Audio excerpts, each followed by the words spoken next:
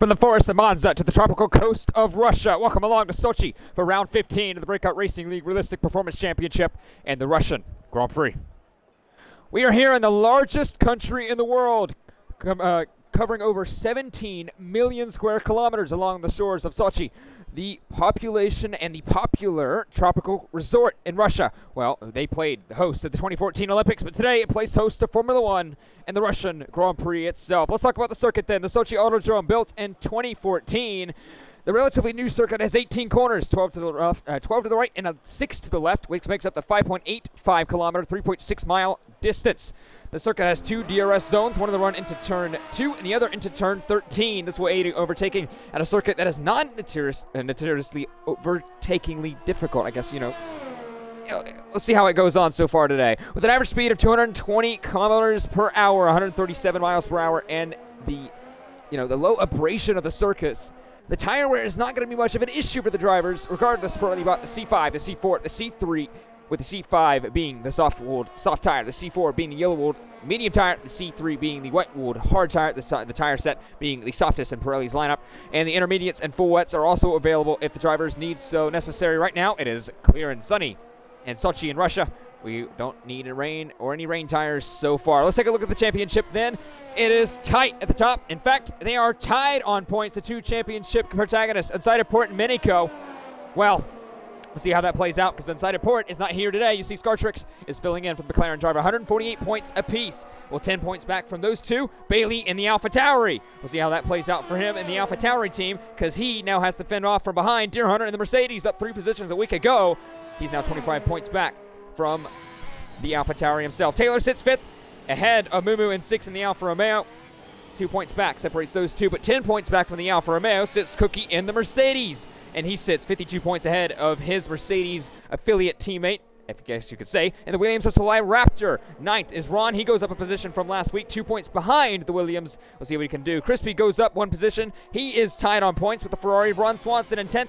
Ferrari Nut sits 11th with his teammate Chandler, who also cannot make it tonight, in 12th. Let's take a look at the Constructors' Championship. McLaren leads by 15 points. Can they keep it through Russia and through Sochi, into the run, into the later stages of the season, through Singapore, through Japan, through Kota? We'll have to figure out at the end of this race. Red Bull sits 15 points behind them, 308 points to their name. 63 clear of Mercedes in 3rd, 245 to their name, with AlphaTauri sitting 4th, 64 points gap to Alpine. They have a 23 gap buffer to Ferrari in 6th. Aston Martin sits 7th, 52 points to their name, 20 points ahead of Alfa Romeo, who sit 11 points ahead of Haas, who are still scrapping away, with Williams at the bottom of the table, 2 points separating 9th and 10th the constructors. We'll see how that plays out for the Russian Grand Prix itself, still qualifying 1. Right now we're watching DXC Ishigo, but I'm Haycatcher joined alongside Bois. And Bois, this is actually something interesting. It's been 2 seasons almost, about a year or so from last season, last time we've been to the Sochi Autodrome. Will that play a factor in the outcome of this race? Because it's been a long time for these drivers to not be driving here at Sochi.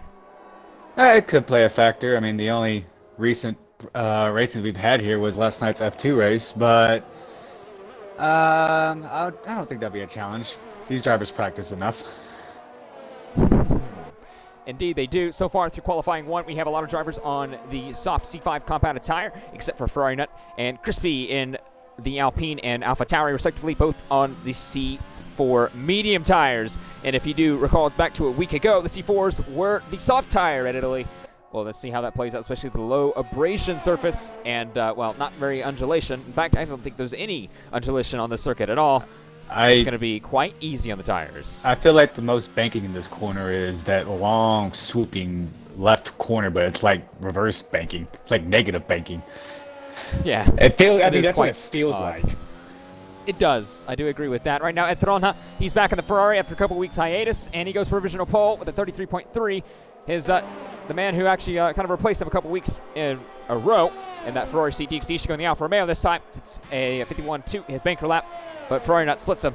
34.3 on the medium tire. Once again, can that get him into qualifying 2? That'll save some soft time out of tires, because that's going to be the tire everyone wants to be on, and no one wants to really touch the mediums, but they're forced to. They have to use 2 out of the 3 compounded tire. Ron Swanson, the other Ferrari, goes provisional pole. And speaking of, let's go and run through the grid a little bit, because there's some changes already up from a week ago that are quite significant. There is no more Zach the Beast at Red Bull. He is actually taken back to the manager position of the Red Bull team. I am tweaking moves from Haas to Red Bull, and he goes now into the Brackley-based team to go and pair Minico is on an out lap, tweaking on a flying lap, yellow flying through the final sector. I believe the Haas getting out of the way. But speaking of Haas, Feta replaces tweaking at Haas, so we'll see how that plays out. Especially Feta was the manager at Red Bull. He now goes to Haas. Zach was at Red Bull. He goes back to manage Red Bull, and tweaking goes from Haas to Red Bull. It's like a triangle trade almost. Yeah, it's been very, very busy this week, and rumor has it those aren't the only moves that are going to be done. So we'll see how the rest of the grid shakes out. Interesting to see Crispy and Nut on the mediums. I think you're right. There's going to be a few of these teams that are going to wonder if they can get through Q2 on the medium compound and save a set of softs because of how lacking of wear these tires will have. Well, Pirelli say that the tires can do surplus of around 20 or so laps. Not sure exactly if they can or not, but we definitely know they can go around 17. That's plus qualifying as well, so we'll see how that plays out, especially because a lot of drivers don't want to go on the mediums. Tweaking shows that you can go pretty fast on the softs, though. 32.1, Tweaking goes for original pole. And about the contract thing, we have some rumors.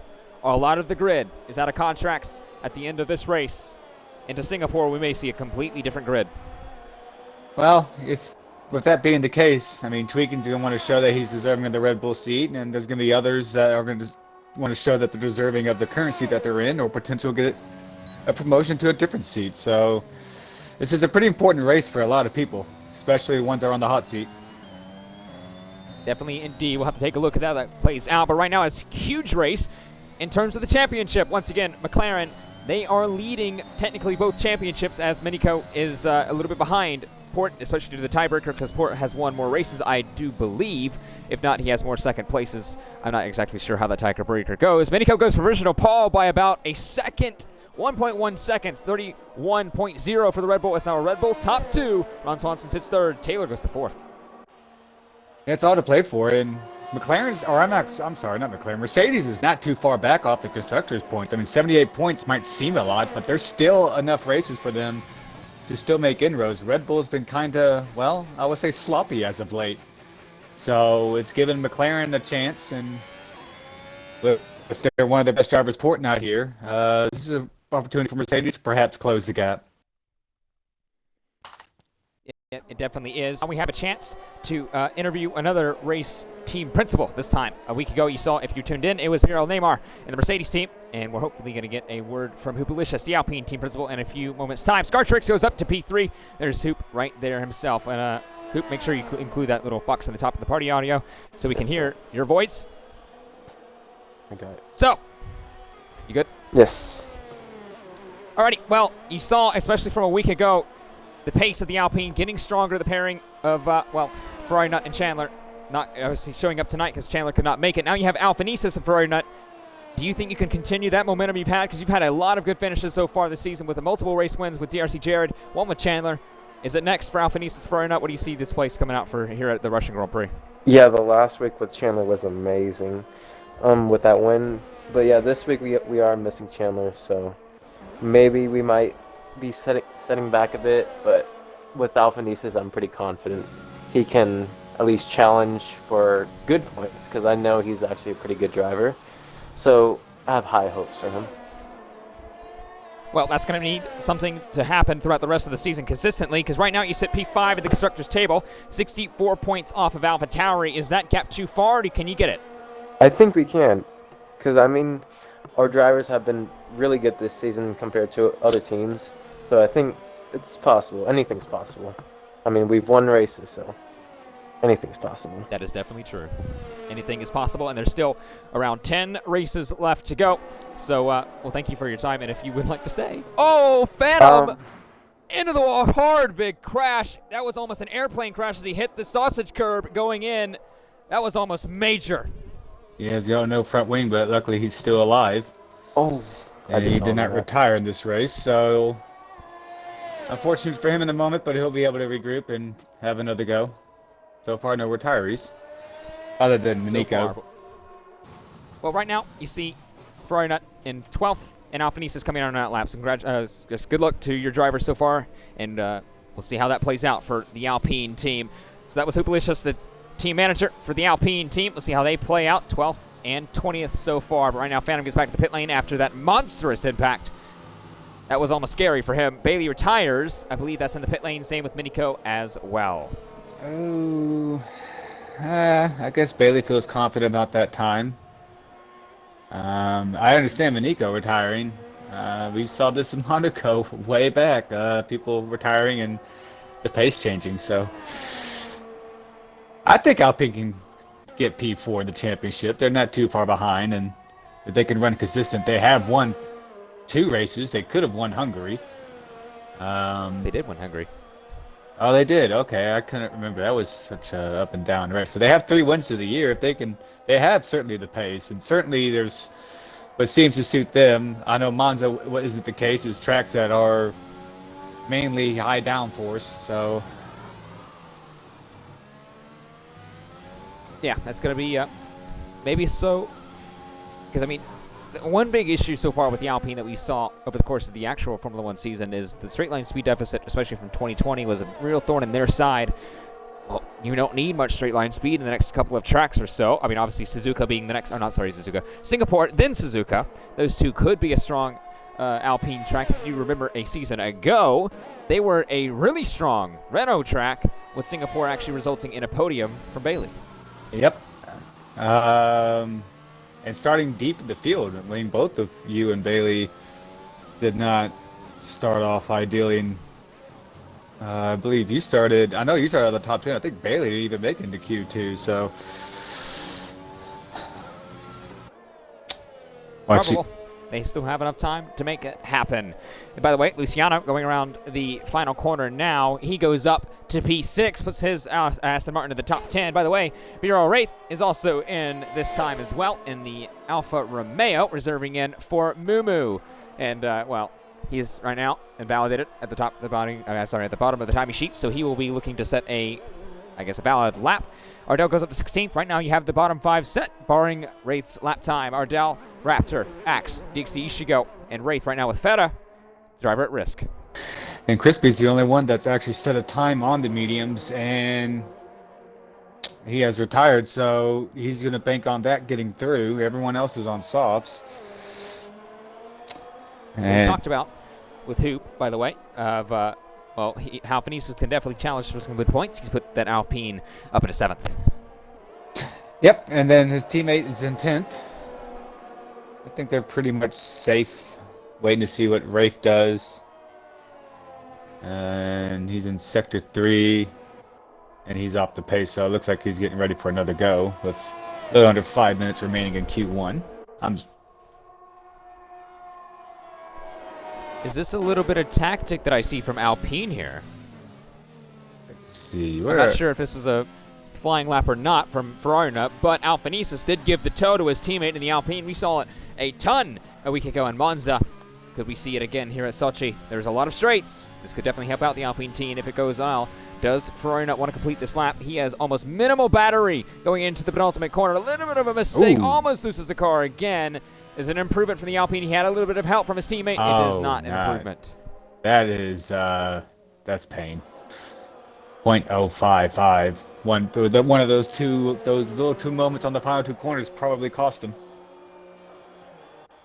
Well, regardless, he's up in the top 10 at the moment with drivers behind him. Both Alpha Tauris, Crispy and Bailey, already retiring. Maybe you would think if those two were safe, Ferrari not as well safe. But by the way, back up at the front, Mercedes, we were saying it was a Red Bull 1-2. Deer Hunter has gone provisionally pole. Not too much separating him and his teammate. In fact, it's only 63 milliseconds. Bosco could go second. But what helped Mercedes, I mean, they only had one horse in the fight at the end of it, but what helped them is, Deere got P3, if I'm not mistaken. And then McLaren, I forgot where McLaren finished last go-around, but another race where Red Bull had a double no finish, so no points finish. So Mercedes is not out of it by any means. No, they are not. In fact, they are only 78 points back from the Constructors' Championship lead, and with, once again, 10 races still to play for, there is all kind of opportunities for Mercedes to claw right back in it. They're not out. Remember what I said earlier about, sorry to interrupt, about retiring and thinking you're safe? Look who's P14 and P12 now. That is huge, especially because, look at this. That's 6/10 between Ardell and Feta, and Phantom is only 2/10 away, and he's the driver at risk at the moment. If Raptor gets a good lap in, he's qualified that Williams into Q3 numerous times this season, we could see Bailey out of qualifying 1. It's going to be touch and go. Very nervous members of the pit wall will be AlphaTauri. Right now, 2 minutes, 30 seconds left to go. Sorry to interrupt a little bit. Outlaps are starting to go. Feta, Ardell. Deere goes provisional pole, and it's a mega lap, a 30.5 almost, with a little bit of change. 30.497, about 5/10 ahead of his teammate Cookie. He's extended the gap. This is going to be interesting. You have both Haas's, Ardell, both Williams, and DXD in the drop zone. One thing I do want to touch on, actually.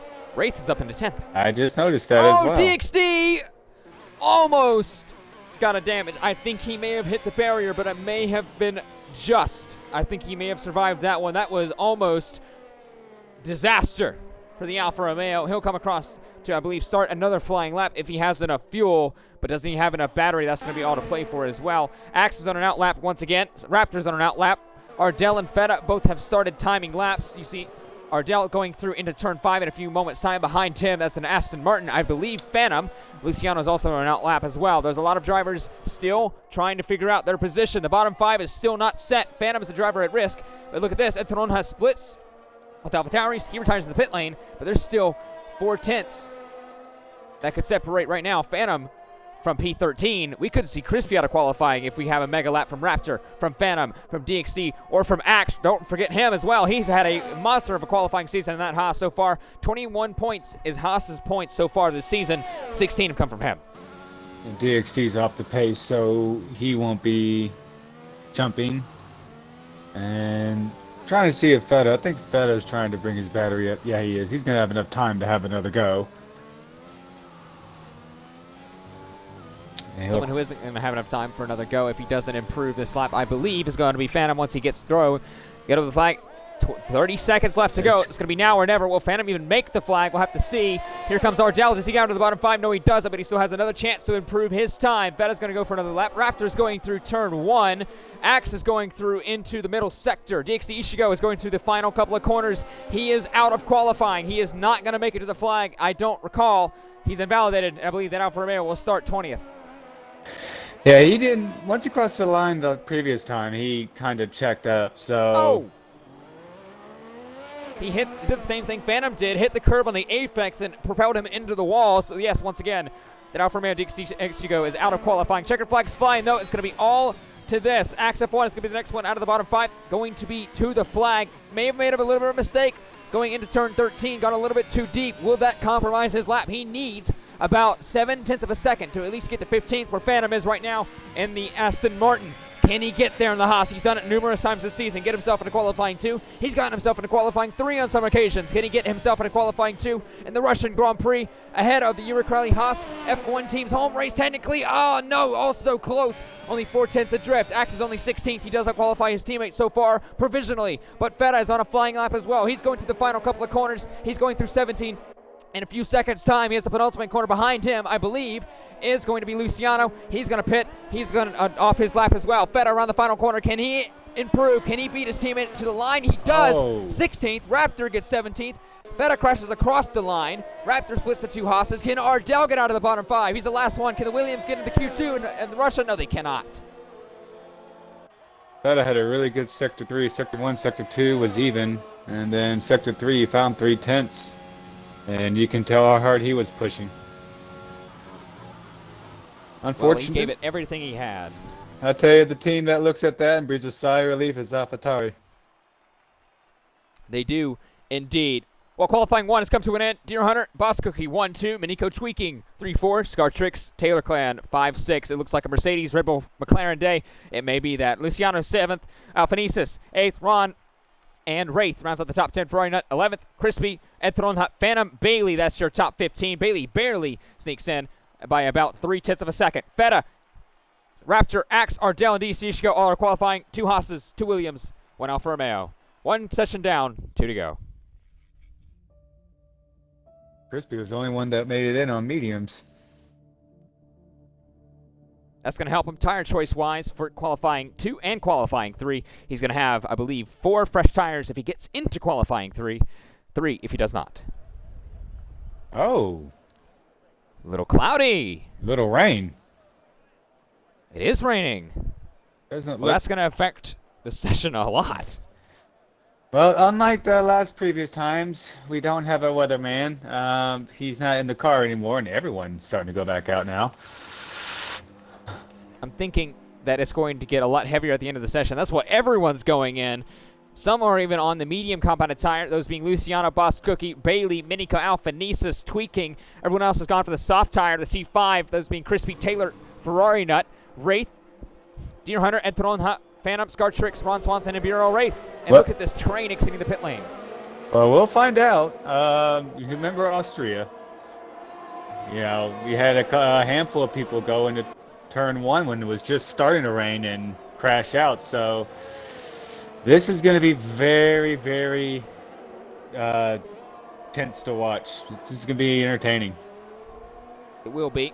It's going to be a wet track, dry tires. A lot of drivers are on the medium compounded tire. A lot of drivers are also on the soft compounded tire. Regardless, there is no one in the intermediate camp. So everyone's at risk for this. And look at the track already. It looks a little bit slick. Not necessarily. Actually, it's starting to get to that point where it may be not fast enough at all to go on these slick tires. We'll have to see how that plays out through the laps, because it could possibly transition mid-qualifying lap for a lot of these guys. They need to get a move on now. And if it stands, Crispy could very well get himself through into qualifying 3 on these softs. That's if the track holds up. The track right now doesn't look like it will.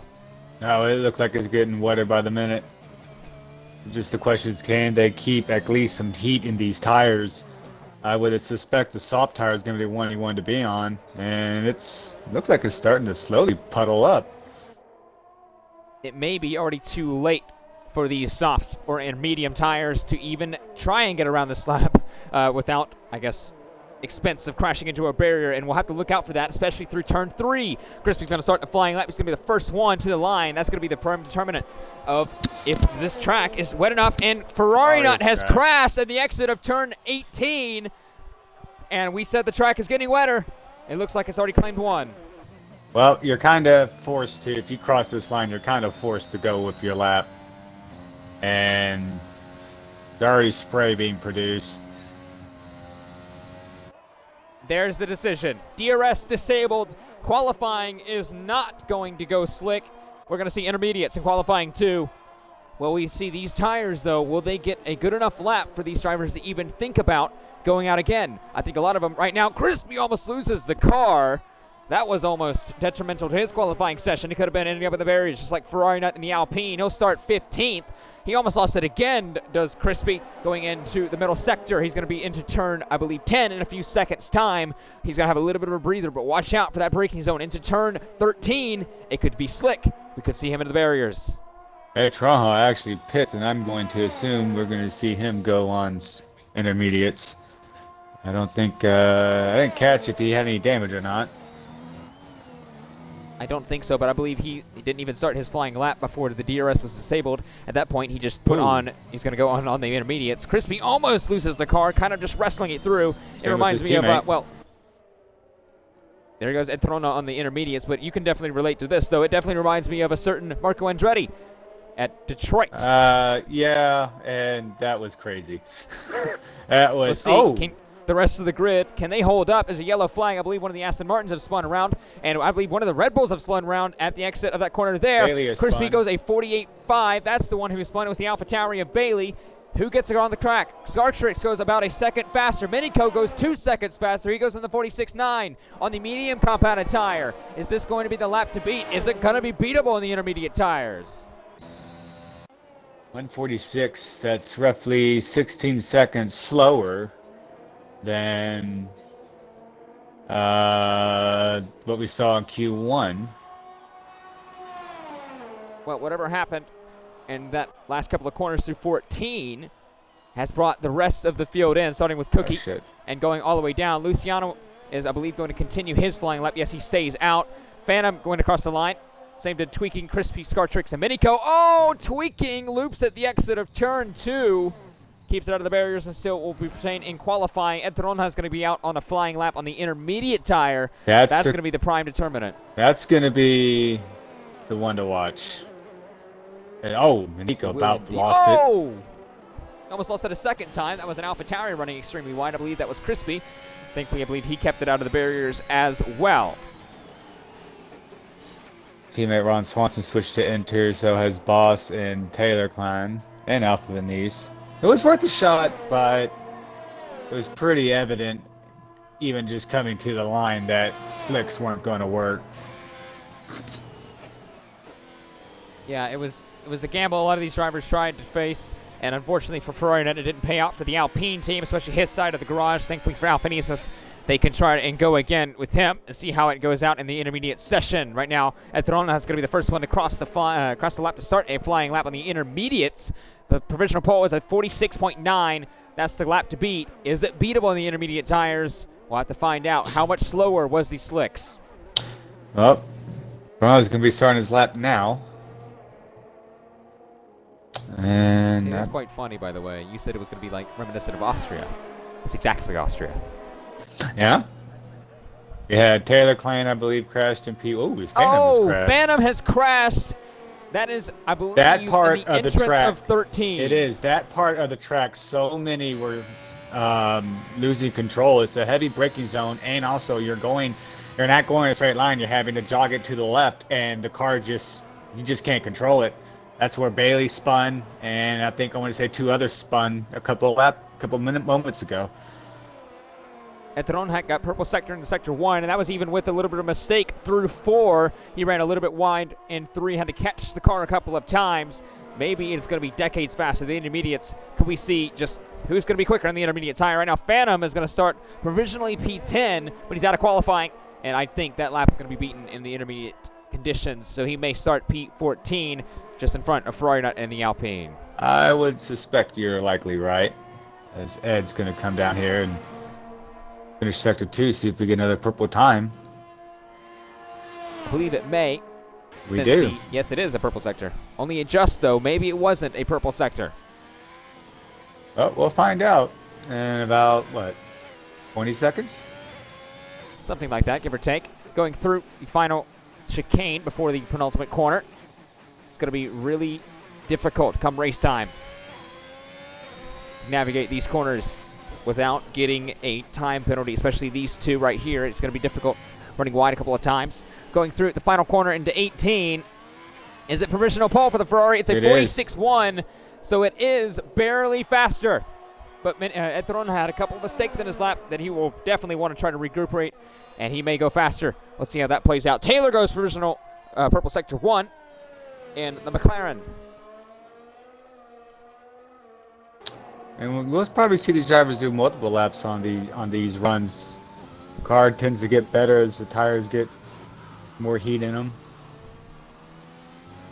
Usually on the slicks, you usually get that first lap and that's it. On these inters, you can probably have 3 laps, 4 laps to where tires will still hold up. Yellow flag, I believe turn 4. It was an AlphaTauri spun around.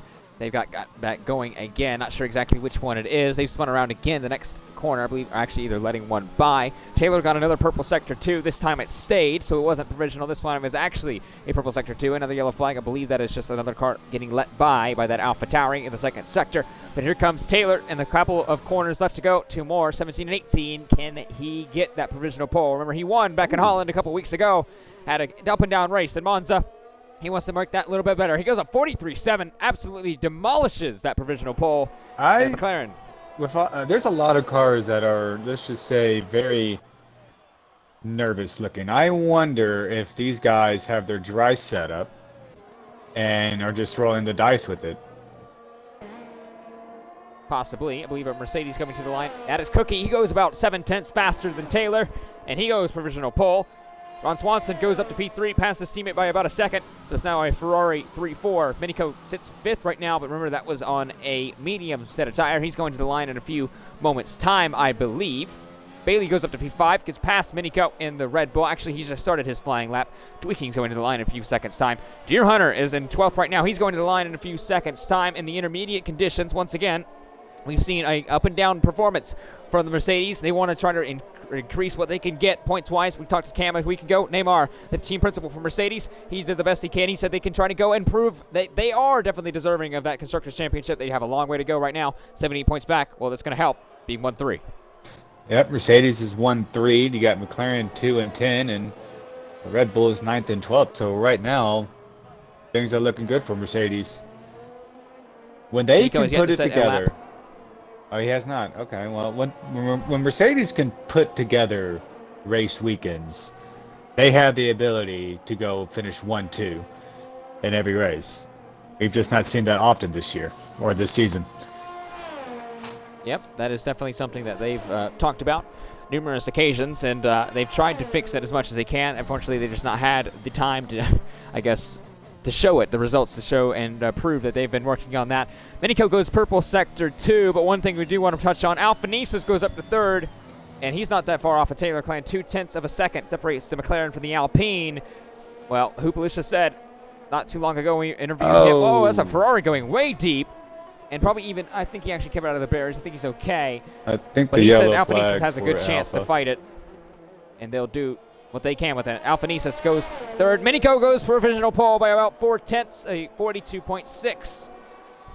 They're not clear yet, Mercedes. Nope. The star tricks for McLaren filling in for unsighted port. So far, him and Tweaking, when it comes to those kind of top 3 teams battling for the championship, they're the ones that are outside the top 10. Tweaking sits 8th, splits the 2 Ferraris, and I believe that was Crispy going up to P7 in the Alpha Tauri, and his teammate Bailey comes across the line, I believe, to start a flying lap once again. Ron goes to the pit lane, same with Taylor. Scartrix, his teammate, goes about 5 milliseconds behind him. Look at the gap between the 2 McLarens, 3rd and 4th. Very well done. One thing that does set up is free tire choice for the race start, with it raining in Q2. So we'll see what the conditions for the race is. It looks like it's starting to rain even harder now. And if that's the case, that is not good news for I Am Tweaking in the Red Bull. And Tronha and Bailey, right now, they're both outside the top 10, 11th and 12th respectively. Tweaking is the one at risk. They need to get a move on, and if the rain is picking up indeed, like you've been saying, which I do actually see it on the screen, you can definitely tell it is increasing a little bit. This is not good for the AlphaTauri and the Ferrari. No, it's not. Let's see. Yeah. Ed's a 10th off. Bailey is 8/10. And Rath is basically a second and a half, 1.1. 2 minutes and 20 seconds left to go in the session. What's going on? Minico goes provisional pole again.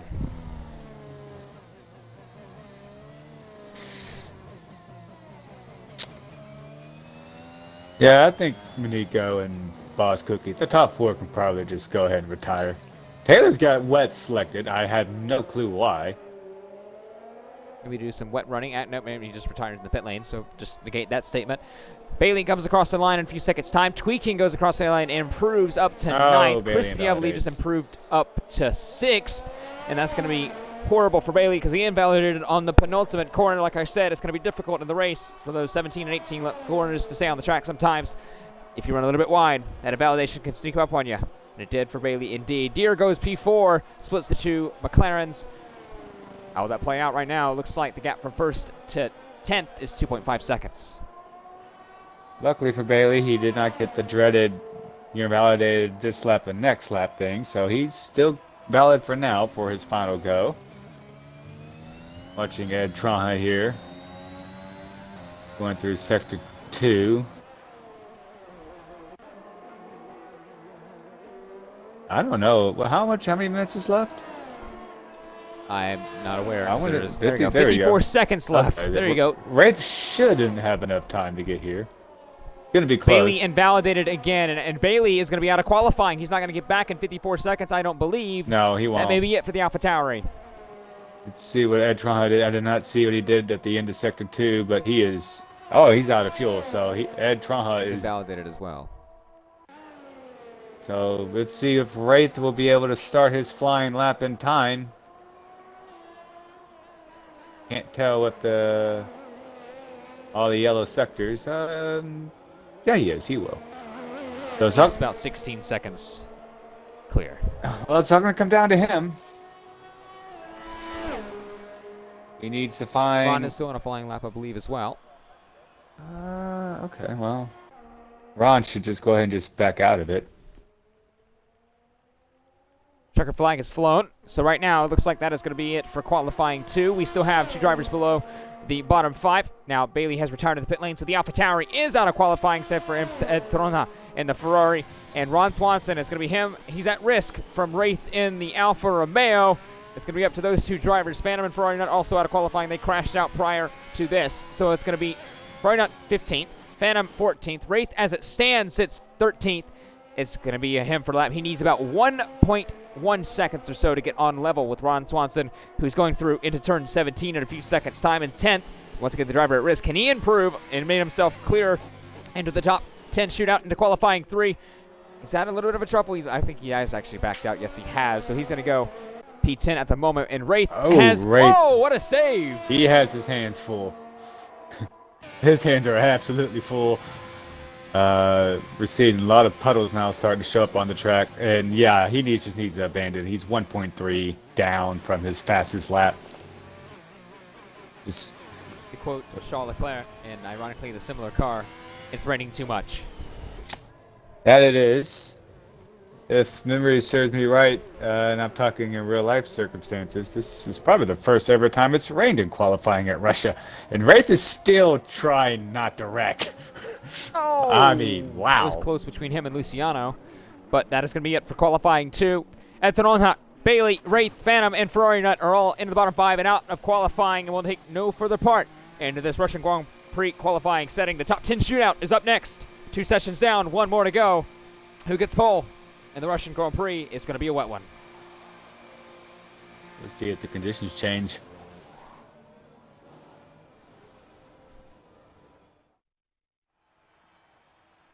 Quite the opposite of what we saw in qualifying 1. We saw I guess a Noah's Ark pattern. Well, now we see more along the lines of a checkerboard pattern. Minico goes and tops the session in first. Cookie from Scartrix, from Deer Hunter, from Taylor. Alfanisa 6th. Crispy in 7th. Luciano in 8th. Tweaking in his first go in a Red Bull sits 9th. And Ron Swanson rounds out the top 10. Ed Tronha, Bailey, Wraith, Phantom, and Ferrari Nut all out of qualifying 2 in the Russian Grand Prix.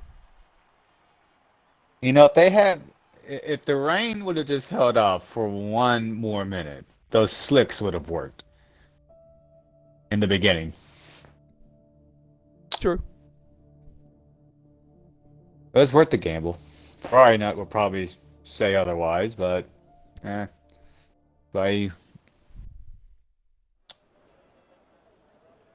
the conditions still look the same. Can't tell if The they drivers still have the intermediates bolted up, so it looks like you are correct with that. 2 sessions down, 1 more to go. Who gets pole? The top 10 shootout and qualifying 3 for the Russian Grand Prix is a go. Who's going to be the first one out of the pit lane? Do I even have to ask that question? I'm gonna bet Crispy. At the moment, it is not. No, it's Does he McLaren. beat him out? He doesn't. Scartrix would be the first one out. Alpanizas goes out. Same with a Mercedes. I believe that is not. It's Cookie. I believe. Look at that train. You have an Alpine, a Mercedes, a Red Bull, an AlphaTauri, the McLaren. I believe that is Taylor Clan, and I believe that is another Red Bull behind them. No, it's not. It's the Mercedes of, I believe, Cookie. Trying to see the track. I don't see as many puddles as there were in Q2. Which is a... May have kind of brushed off a little bit, which is, I guess, good more ideal with for some of this these tire. drivers.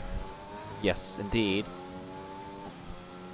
It's going to be quite an exciting qualifying, because once again, these drivers can do multiple laps, so it's no longer a one and done, like you said earlier in this qualifying session, I believe in qualifying 2. So there's no more, oh, he did 1 more lap, he's done, he can't improve on the next one. There could possibly be anyone improving at any time, and rain has always been called the great equalizer for a reason. Could we see a shock pole position in Sochi? Trying to think, who got pole at Austria in the rain? Is that Manico? No, it wasn't. It was Miniko got 10th, I believe, because he Oh, that's right. crashed out. He crashed out. That's right. I keep forgetting that. I'll look I will that go up. and try to see.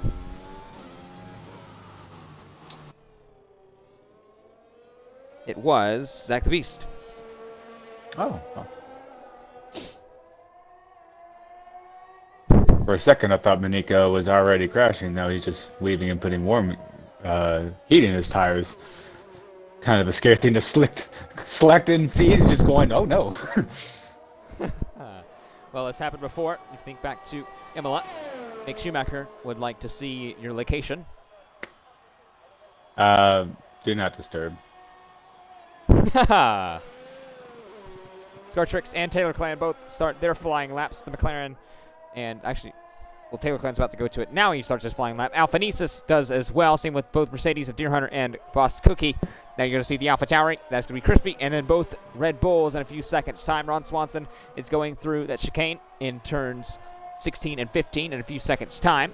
So he'll start his flying lap. Same with Luciano, who's behind him into 13 and 14. So who's going to get pole position? It's a wet qualifying session. Great equalizer. Who do you think? Who's your pick for the pole position of the Russian Grand Prix? You know, I've not seen this guy race really before, but we've seen the Alpine perform very well in these conditions. I roll the dice to say Alphanese. Well, that Alpine so far has had 3 wins. Ironically, I believe all of them has come from that car itself. You see DRC Jarrett had the first 2 with Monaco and with Hungary. Then Chandler in that same car replacing DRC Jarrett got one last week at Monza. And now you have Alphanesis, and he could definitely grab pole position. The great equalizer in the wet. Alphanesis is definitely a very skilled driver indeed. We could see him at the top of the timing sheets. He was pretty close in qualifying 2. We could see him again in qualifying 3. Taylor Clan goes through turn 17 and 18 for the first time in qualifying 3. What is the provisional pole lap? A 43.8. His teammate is a couple seconds behind, but we got to see what Alphanisa sets in the Alpine. Does he? It goes faster by about 3/10 or so. Scartrix, not Taylor Clan.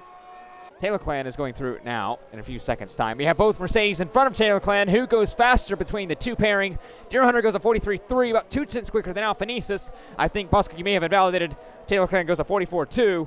Next up is going to be the AlphaTauri of Crispy. Behind him is going to be a Red Bull. Crispy goes P5. Miniko goes provisional pole by 7/10. That is a lap and a half from him. What can his teammate do? Tweaking going through 18. Can he try and go and match his teammate? Only P5. That's a hard lap to match, I'm going to be honest with what Miniko just said. Very true. Ron Swanson in the Ferrari. He's P10 at the moment. What can he do in the wet conditions here at Russia? P8 at 45.2. He'll be looking to improve that lap. Luciano's going to be behind him going through into turn 17 to complete all of the active laps. So far, Basuki's done one, and invalidated. And I believe the yellow flag through. That's turn 3. That's tweaking there. Not exactly sure what happened there. Luciano goes P8 and gets ahead of Ron Swanson in the Ferrari. So far, everyone has done a lap. Basuki's invalidated his. I think the yellows for Taylor are slowing and getting out of the way. And, you know, in these conditions, you don't know who's... Yeah, it shows, you know, you've completed a lap, but some people are doing multiple laps at one single go, so... See if they improve. Scartrix was the first car to cross the line. He had the freshest track. He'll have the freshest track again through turn 18. Once more, will he improve? He does, but not his position. Behind him is going to be Alphanesis. He's actually one position ahead of Scartrix. Can the Alpine go even faster? Not too far separates him and Scartrix. Can he go in ahead of Deer Hunter? No, he cannot. He does not improve. Behind him, though, is going to be Cookie and Deer Hunter. The Mercedes pairing. Does Cookie go improve? He's way off the track. Goes provisional pole. Deer Hunter goes even faster by about a couple hundredths of a second. That lap may be under review. Not necessarily sure. He went off the track. Crispy invalidated his flying lap. Behind him is going to be Miniko. Will he have another shot? No, he doesn't. He pits. Behind him is going to be Taylor Clan. He invalidated as well. And behind him is going to be Tweaking in a few seconds' time, who's also invalidated. Those final 2 corners, I hate them so much. Who's that brilliant guy that designs tracks? Like, I forgot his name. This one is Herman Tooker, I believe. Yeah. What were you thinking? No idea. Ron does not improve his position or his time. Luciano's behind him going into 17, who's also invalidated. It looks like everyone's been invalidated so far. Everyone is actually on the track except for Minico. A little bit of strategy there. Ron actually hasn't invalidated his lap. He's just started. They're all invalidating. What is that, turn 5? After the long swooping left-hander, that set of curves there, everyone just keeps running them just slightly off. Let's see what Ron does. He kept it in line. So the next one to cross the line once again is going to be Scartrix. He stays out but invalidates once again. So it looks like everyone is having that same issue. Alphanesis is not invalidated. He can go for a run at pole position. He's not too far away. In fact, he's only 8/10, about 9/10 off of pole position in the Alpine. But look at the gap between first and second. Does Alphanesis improve? He does. 5/10 improvement. He's up to fourth. Yeah, he's getting heat in those tires. That's, I want to say, his fourth go? Fifth?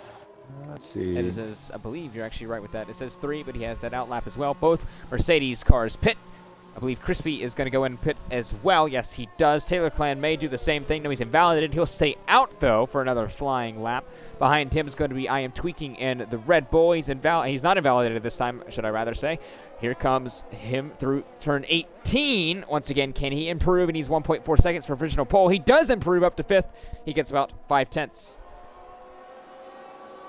Well, one would say, though, if Minico doesn't improve, he might be in the best position one would want to be in for the start.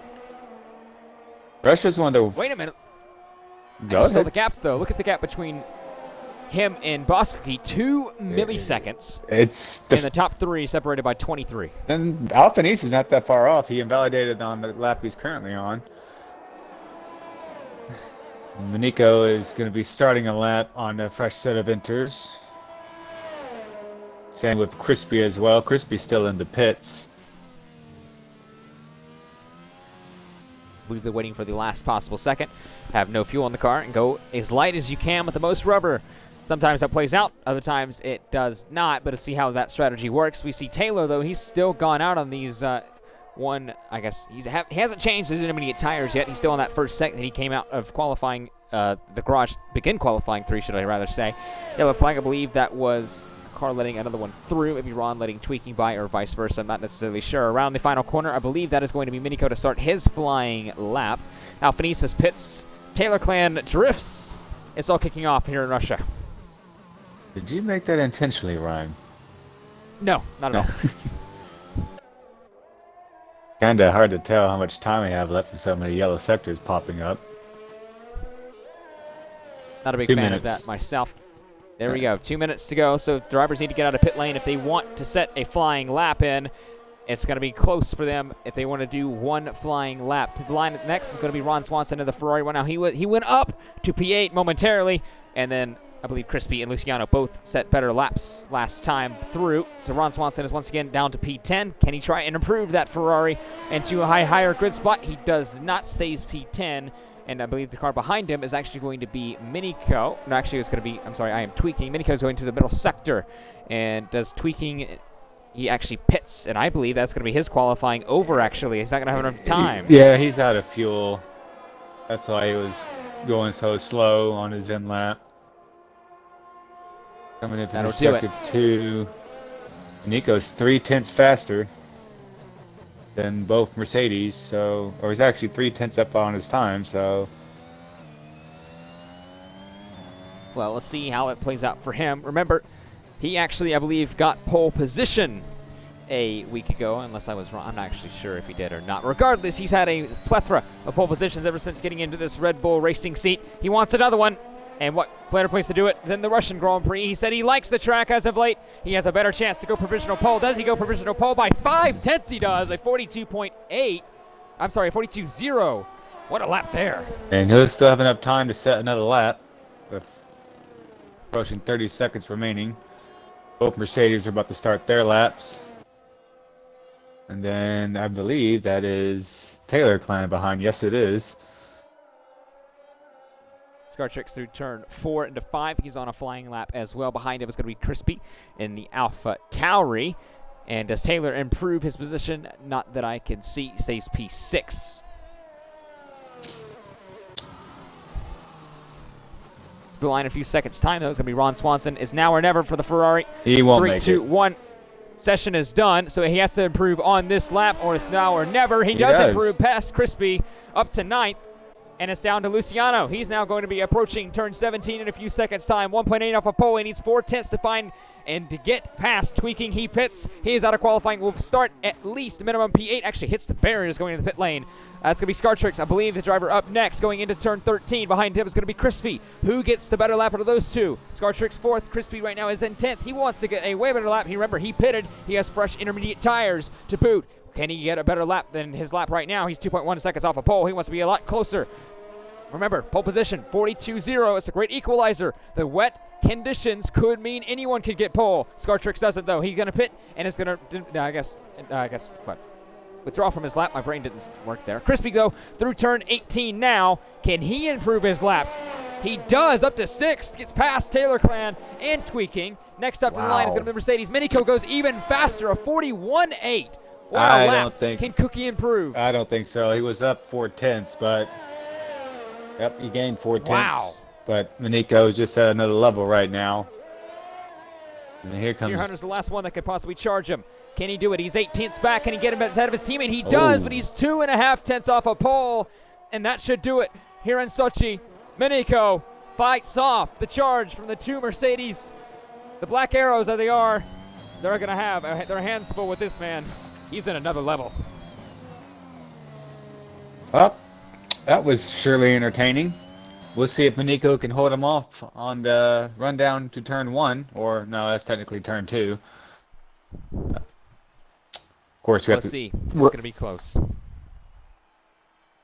But Minico, he tops the session and grabs pole position for the Russian Grand Prix. Deer Hunter behind him by 0.2 of a second. Boss Cookie behind him in 3rd. It's going to be a charging Mercedes duo into turn 2. Scartrix in 4th, Alphanissa's 5th, Taylor Clan in 6th, Crispy 7th, Tweaking in his first debut for Red Bull is in 8th, Luciano 9th, and Ron Swanson rounds out the top 10. That's your top 10 shootout for the Russian Grand Prix. Now it's time for the race itself.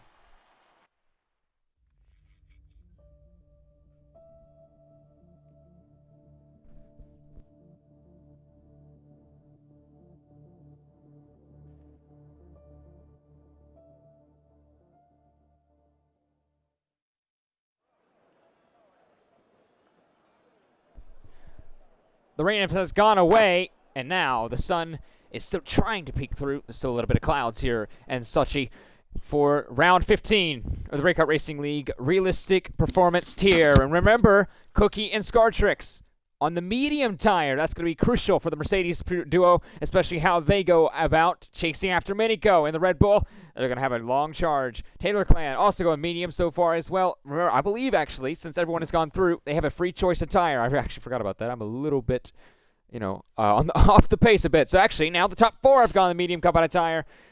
It's going to have to be. It's a certified one-stop from soft to medium or medium to soft. Not many people want to be on the mediums for long because the softs can go around 20 laps itself. So far, everyone in the top 4 has gone mediums. Alphanisa has gone to softs. Next 4, from Taylor to Luciano, has gone the medium. Ron Swanson, Ed Teron, both Ferraris gone soft. Bailey, Wraith, both medium. Phantom has gone the soft. Same with Ferrari Nut has gone the medium. Feta on the soft. Raptor, Axe, Ardell all on the medium. And DXC Ishiko so far has chosen the soft C5 compounded tire for the Russian Grand Prix. And it's time for the formation lap. It's going to be a fun one. Interesting choice of tire selection. Mediums aren't the ideal tire to be on, but if you look outside, it is cloudy, it is a bit hazy, and one would wonder if maybe weather is going to be a factor. Possibly. I believe that is something that could possibly still be in, the weather forecast to watch out for in the Russian Grand Prix. But we have all the drivers, 20 drivers on the grid. 17 of them have chosen the medium compounded tire, the C4-3. Those being DXC Shigo, Feta Cheese, and Ron Swanson. All have chosen the C5 soft compounded tire.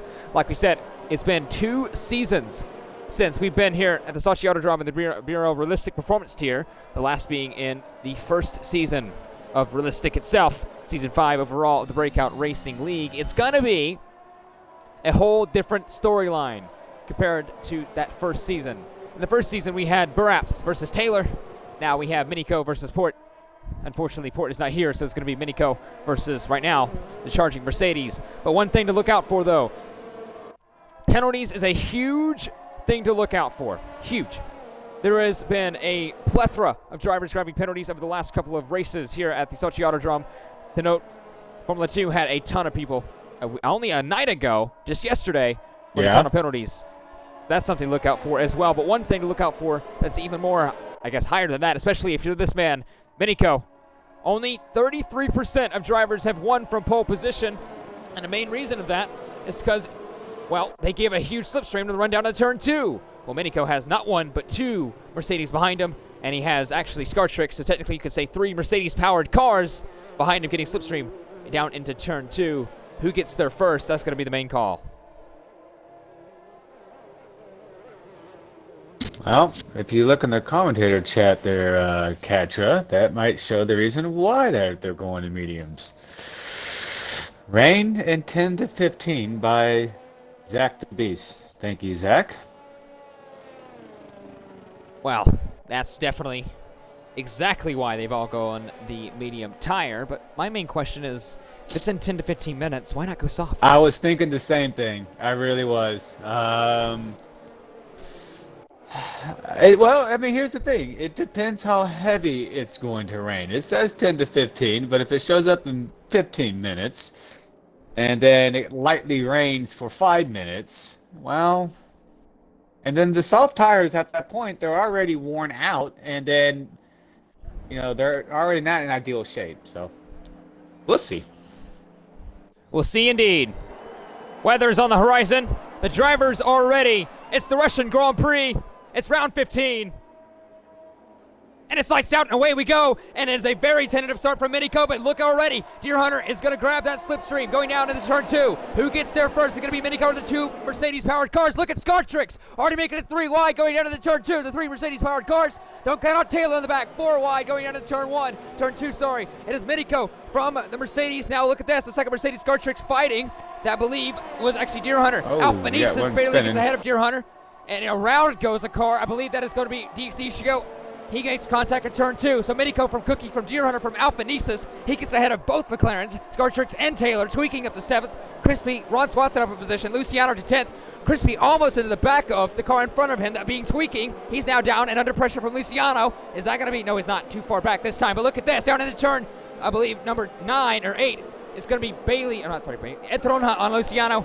That was close. But the start, less chaotic than I thought. Not an ideal start for Alfa Romeo, P19, P20. I don't think they made contact, but both had separate accidents and are running about 4 seconds back from the pack. Look at Bailey on Luciano. Bailey goes to the right-hand side. Both drivers on the medium compounded tire. Luciano did not get going out of turn 10.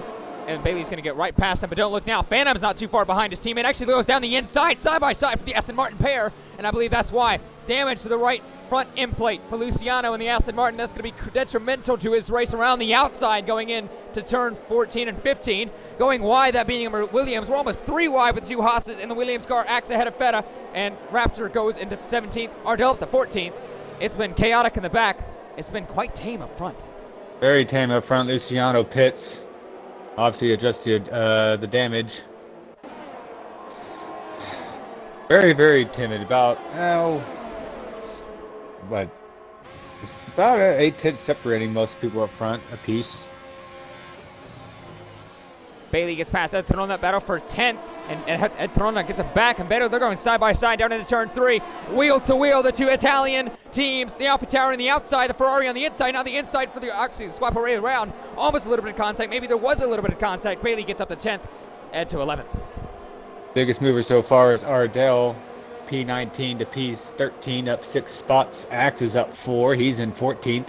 Biggest loser so far would be Luciano, down 10 spots from his 9th place starting position. And then Ferrari Nuts in 20th.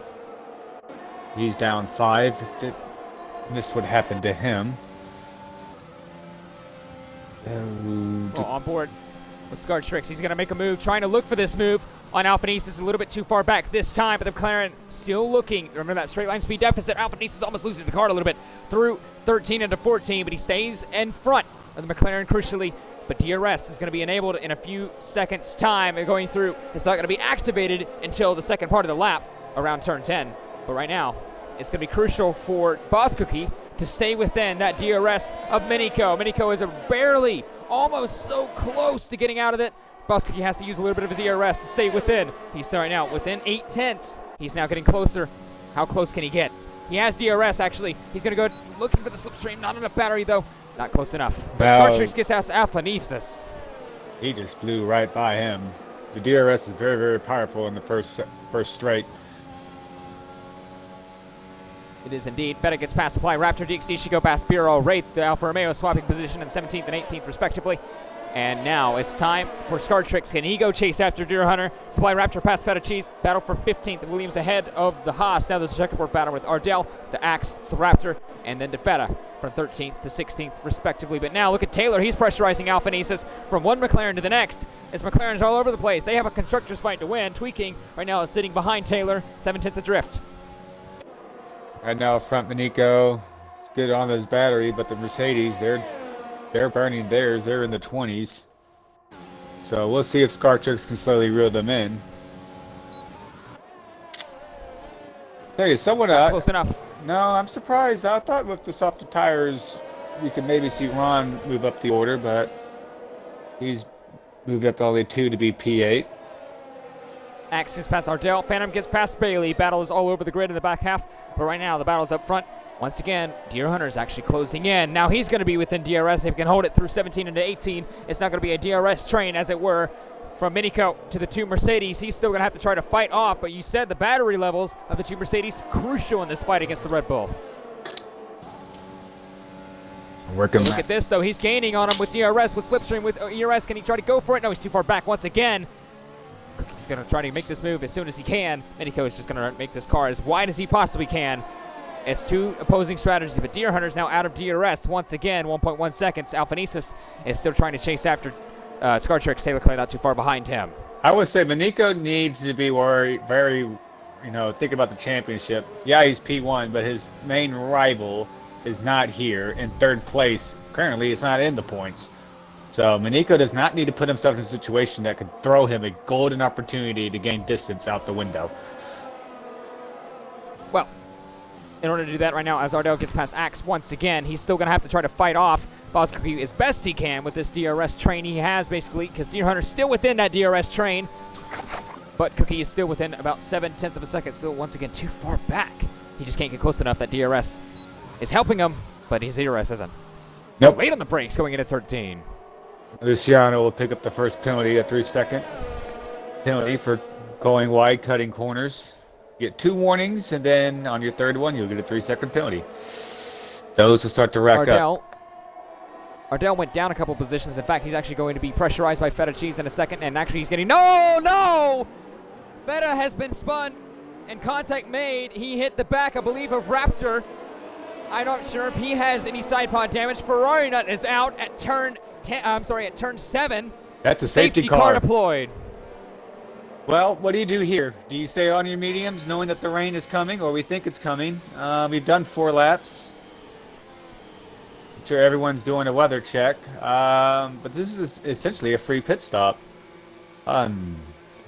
Makes matters worse for Feta. Yes, I was exactly on board with him. So he will have a 5-second time penalty for speeding in the pit lane. And if it does indeed rain, that's going to be crucial and detrimental to his race because he has to serve that. But now he has to have a double stack with his teammate XF1 and in front of him. It looks like he was going for the move around the outside on a driver and tried to go to the inside. I'm not sure if he had help or if he lost it on his own. But he has front wing damage. Does he have side pod damage? Unknown. I will say, though, speeding on pit road, that's kind of a black and white rule. There's no really inquiry about that after the race if he doesn't pit for the rest of the race. That's kind of a slam dunk. If I was Feta, I would come back in and get rid of that 5 immediately. That is true. He has a pretty good gap over Luciano, who now just came out of the pit lane. The safety car is in the, I guess, almost in the apex of turn 3, just at the entry. So we're going to pick up Miniko as he comes across to that point of the track. Now, what do these guys at the top do? They didn't get a chance to pit last time. They didn't pit this time. Well, let's see. No one yet. It would surprise me if guys maybe P10 on down on these mediums throw on softs. Looks like Ron is in. Who else Teammate comes stays in? out at Trona. That's going to be an Alpha Tauri. I believe that's Bailey. Yes, it is. Let's see what they do here with Ron. Ron goes to mediums.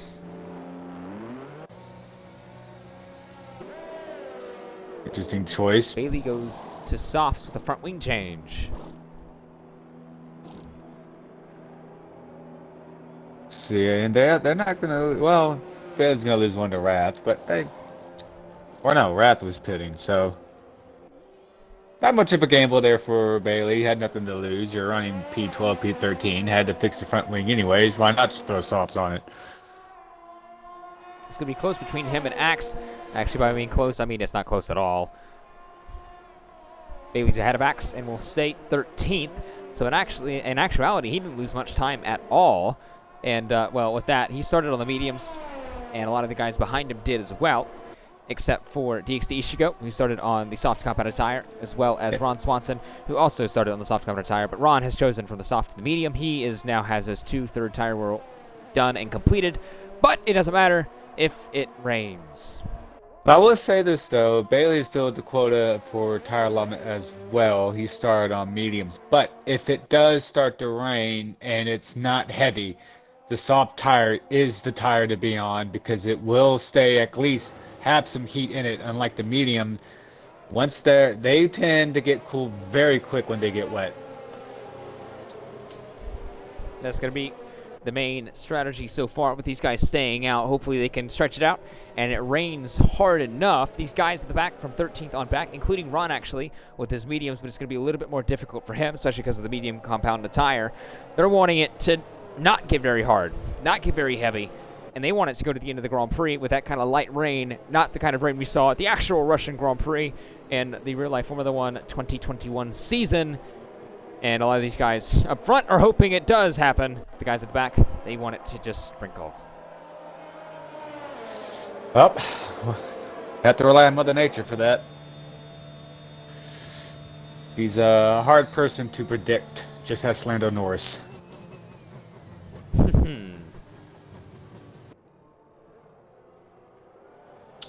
Well, with 7 laps done, 21 laps remain in the Russian Grand Prix. And there is a little bit of rain. Well, it's already here. Oh yeah, it is starting to rain. The question is it going to pick up? How hard is it going to pick up? Remember, Dutch, it briefly rained for what? 2 laps and then it stopped? That was quite an interesting strategy call. A lot of drivers were trying to get that intermediates to work, but it did not rain enough so the intermediates actually were successful. It was kind of a situation where these guys, where they didn't have much to lose, they went on them and they didn't really see much benefit, and they went off of them, and then it stopped raining. Let's see, in sector 2, it's still light raining a little bit. It's not heavy. Certainly no point where you want to even put on inters right now. I believe the safety car will come in at the conclusion of this lap. So we will restart with about 20 laps to go in the Russian Grand Prix for round 15 of the Breakout Racing League Realistic Performance tier. It's still all to play for. There's the message from Race Control. We are returning to racing in the end of this lap. It's going to be Miniko holding them up and going on his own discretion. Can he fight him off the second time? He did it the first time, going down into turn 2. Can he do it again? Cookie ahead of Deer, ahead of Scartrix, ahead of Alpha Nesis. Let's go look at the, positions gained in the top 5, actually top 6. It's only been the swapping of the Mercedes. Everyone else has stayed about the same, but now it's down to Miniko. The safety car is down into the pit lane. He can go when he wants between now and the start-finish line, which is not very far from here. When we go, he will go now. And yeah, everyone stays out. the rain intensity looks the same. Pretty clean restart. Closing in, Scar Tricks on Deer Hunter. He's looking for a move. He's going to be close enough this time. Deer Hunter goes a little bit defensive. Discourages that move before it starts. It looked like Crispy tried to take a look on Tweaking there for 7th. Tweaking was able to hold him off. Actually, no. Look. Ooh, Crispy trying to go the long way around. Yeah. Ooh. Oh, he gets contact. Oh, no! Crispy spun around. Turn 4. Kind of a accident very similar to Raikkonen and Bottas in 2015. 2 and a 1 just can't work. Nope. That's a very, very narrow corner for 2 cars to be thinking they can go side by side. Scar Trick still kind of pressurizing Deer Hunter. XF1 gets past Supply Raptor. Ardell gets passed by BRL Wraith. Battle for 15th and battle for 12th. Is Scar Trick close enough this time? No, he is not to the Mercedes of Deer Hunter. He wishes he just had that little bit more straight line speed. He wishes he had DRS. He would have been past the Mercedes by now, but Mercedes also would have had DRS, so maybe he wouldn't. Back in the field. I think the biggest person that's made up the most places since the restarts, Bailey. He was 13th, now he's 9th on that soft compound. And looking out the window, the rain is slowly starting to pick up. Oh, no, that's a little bit of contact between Luciano and Ardell. They're going side by side through 17 and into 18. Ardell's going to be almost freight trained. Has a little bit of contact between him and Feta and the Haas. And the Williams DRS is enabled, I believe, next time by? It'll be next time. So here's Ardell and Luciano and Feta. Ron and Phantom going at it. Feta looked for the move, but Ardell thought better of it and backed out. Here's Ron on the outside of Phantom. And, oh, Ron's able to get the position. Phantom runs wide and actually keeps it there. They're still wheel to wheel. Oh, no! Contact into 5. Phantom runs wide. And now this encourages Axe in the battle. Phantom has damage. Yeah, he smacked the wall pretty hard. Almost got hit by DXT Ishigo. Where did he come from up to 12th? The safety car Tweaking saved gets him. past Taylor. Safety car really saved the Alfa Romeos. They were plumb last after their lap 1, turn 2 incident. Separate incidents, I might add.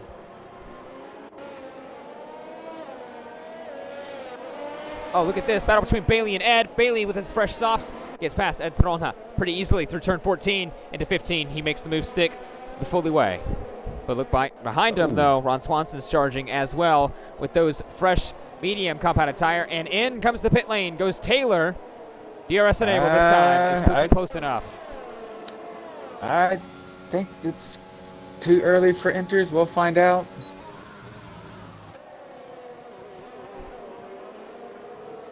What is Taylor pit for? Hards. That has to be a glitch. He probably is trying to get those allocations out the way. Maybe the rain is coming sooner than we thought. Maybe it doesn't come at all. Well, maybe you're right. But if you don't think the rain's coming, why? That's an interesting call. That is an interesting call indeed. That may kind of stint his race a little bit and hold it back. But right now, Boss Cookie and Deer Hunter are both in that DRS once again. They've broken away from Scar Tricks. 1.3 seconds. The gap between those two. Alphanesis is barely, almost, they were trying, they just couldn't get enough. Tweaking now stays within that DRS. But Cookie once again is in that DRS terrain of Miniko. Is he close enough this time into 13? It looks like he's too far back. He still is too far back. Miniko stays ahead, but Cookie's trying his best to get close. Luciano with a 3-second time penalty for multiple warnings and track extensions. Yep, he's up to 6 seconds now, I believe. Look how close Cookie is, by the way. If he can hold it through 17 and 18 right here, he may get him into turn 2. This may be the best chance Cookie has. Can he get a good exit? 4/10, the exit of 17. Can he hold it there through 18? DRS enabled this time. Miniko gets a decent exit. Cookie gets an okay exit, but he's going to be close enough. Can he hold on? Can he make the move going into turn 2? This is the best chance Cookie's been waiting for with the DRS. He has the slipstream. He goes to the left-hand side. Cookie on Miniko. And Cookie gets ahead of Miniko in the Sails Russian right Grand by. Prix. That is crucial for their race. That is impressive considering Boss Cookie is on very low battery. Will Miniko fight him back? Insane amount of battery for the Red Bull. Cookie does not have much. He's trying to harvest the best he can. That may be a sit and duck going down into turn 13 with his next DRS straight. Wow, this is doing. I think Scartrix is slowly starting to catch up. It's actually falling back a little bit. Oh, okay. Well, But Tweaking is closing up to Alphanesis, though. He may be one looking for a move to up to 5th for Tweaking. Ardell past Luciano, but here comes the battle for the lead once again. Can Cookie hold on this time? Miniko with the DRS. It's the opposite setting. Is he close enough? He's not using battery. He's going to be with the slipstream. The ERS not on, but he's still going to be ahead of Cookie in a turn 13. Oh, almost contact. It was really close between the two drivers. Tweaking past Alphanesis, but Miniko gets past Cookie crucially. these two are having a nice little battle. Well, They are indeed. Crispy and Feta, they're looking at it. Wraith gets past Axe. Battle for 10th. Alfa Romeo now up into the top 10. Is Cookie close enough this time? Because it hasn't used too much battery. It looks like he may be struggling a little bit with his tires now. Here comes his teammate, Deer Hunter. I think he's too far back to have another charge. And Way too far back. yeah, and the rain hasn't necessarily picked up, or it's been about the same. It's Luciano pits. Guessing it may be a little bit of a sprinkle. So these guys like Ron Swanson, who pitted for the medium tire, by the way, may be in for a treat if it stays like this the entire way. Maybe so. I don't know if... Oh, how many laps do you think the softs can do? Because I'm sure Wraith, Axe, and Bailey would wonder if they can go to the end. I think it's going to be close. I think they could get around 17, maybe even 20. That's going to be very marginal. Marginal indeed. This time with Alphanesis, he's 8/10 back of Tweaking going into turn 13. It looks like it's just going to be too far back for the Alpine to get past Tweaking and the Red Bull. Tweaking's been kind of slowly and methodically getting up the field, starting from the 8th position. He's up to 5th. Yep, on the charge, trying to chase down Scartrix as the Taylor clan gets a penalty. That's not going to help him if he's hoping these hards go the rest of the way. Indeed as well. Look out for DXC Ishigo, Ardell, both of those battling for 13th and 14th. Almost contact, if not maybe a little bit of contact. This is going to put Crispy into this battle. DXC Ishigo gets ahead of Ardell, but now he's going to be the one leading this train of Ardell, Mercedes-powered car. And the Honda-powered Alpha Tauri of Crispy almost looked for the move through into 18. This may be a sitting duck situation for DXC Ishigo. The Ferrari power maybe just not up to par with the Mercedes and the Honda. Looks like it's so far so good, but here comes Ardell closing in on the Alfa Romeo, breaking the slipstream. He's going to go left-hand side, squeezing him. He's going to go side to side, wheel to wheel, going down to turn 1. Brakes later the Alfa Romeo, the switchback, looking through it. Ardell looking to the right-hand side. He's actually going to make a move around the outside. What a move. Almost lost the car, and Crispy got them both. Yeah, I was going to say something where pertains to Ron, but I think the rain has intensified. DXT spun around in the entrance of turn 4 off the back wheel of Ardell. Now he's going to be pressurized by Feta and the Haas. Extreme battling, but look up front. Cookie has passed Miniko, and Deer's in it. Deer Hunter has got them both around the outside of turn 13. Can he hold it around the outside? He's gotten the lead now. It looks like maybe the rain is starting to intensify a little bit, but not... Oh, down the inside. Ooh, damn. Cookie on Miniko. Wow. What a move there. But Miniko's not done. Squeezing into the right-hand side. Miniko pits. Does he pit for intermediates? We'll see. It has... As Phantom picks up another penalty. And... No, soft tires. Here's the thing I noticed. If the rain doesn't get any harder, the top 5 have to pit. The top 6 out of the top 7 have to pit, which puts this race squarely in the hands of Bailey and Ron Swanson. That's going to be huge for their race, especially the Ferrari of Ron, who's been looking for a great result. He's had a couple, but a lot of them has been taken away. Ed Theron, 3-second time penalty for multiple warnings and track extension. But look at Menico. He's gotten up right into this battle with Crispy. He's going to stay ahead of the AlphaTauri into turn 2. But he's not escaping crucial. it yet. That is crucial indeed, because if he got behind him, he would be stuck behind that AlphaTauri maybe for a little bit. And that little bit may have been what could save the 2 Mercedes out front. When will they come in to stop? This undercut's going to be crucial. Very crucial. To those not understanding the undercut, by the way, Luciano and Phantom swapping around at Aston Martin, it's when you pit before the person you are racing and using the fresher tires to set quicker laps. In this situation, the softs would heat up a little bit faster and have a little bit more grip, but how much grip will they have in this wet condition? A little bit, because it's still slick. It's not completely dry, but I think it's going to be enough grip and plenty more than the 2 Mercedes have on right now. And they need to do the overcut, which is the opposite, going a little bit longer. Who pits first? It's going to be Deer Hunter. Yeah. Unfortunately, Boss Cookie's going to have to take the bullet. I'm surprised none of them reacted to Menico pitting. So this could really hurt Boss Cookie. Alphanesis is in as well.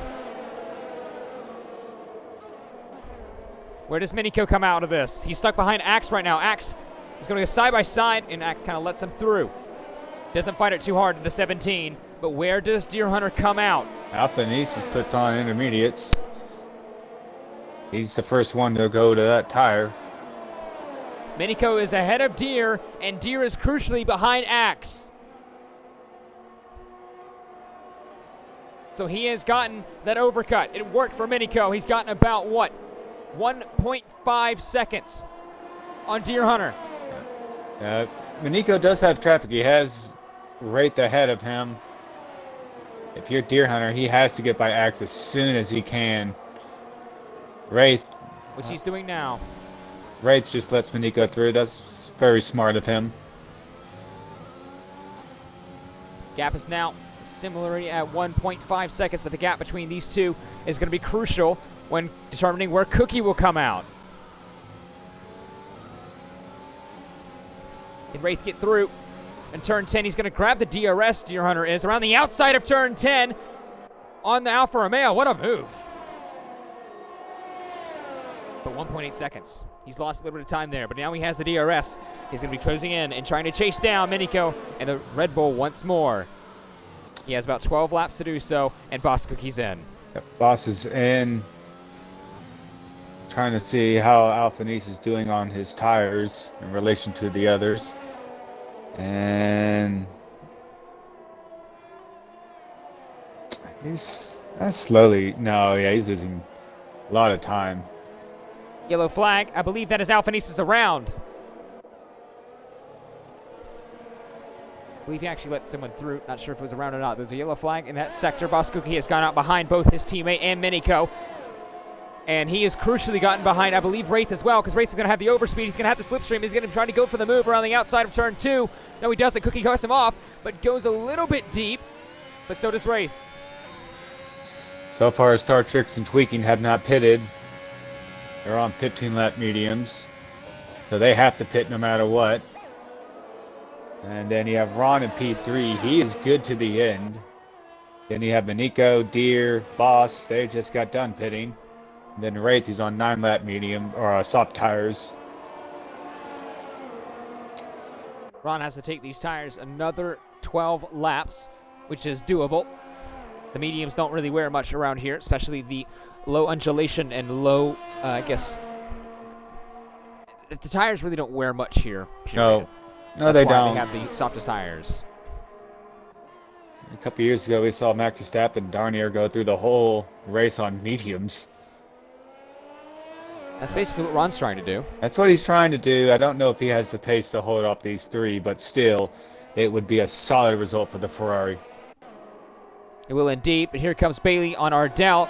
The AlphaTauri breezes past Williams. Bailey just pitted a lap ago. And so far, the gamble for pitting on inters does not look like it's paying off. No, it doesn't indeed, but look at the gap between Minico and Deer Hunter. It actually gone down to about 1.2 seconds. But Deer Hunter is harvesting energy. Minico's not. Take a look here. Who else? And so far, On Axe. Gotten through. I don't know if they could make it the rest of the way, but we have 2 Haas cars in the top 10. We haven't seen that in a while with Axe and Feta. That is good indeed for them. They have gotten a pretty well raced so far under their belt. But look at Wraith up in 7th. He's looking a little better. Considering where he was on lap 1, absolutely. That is true.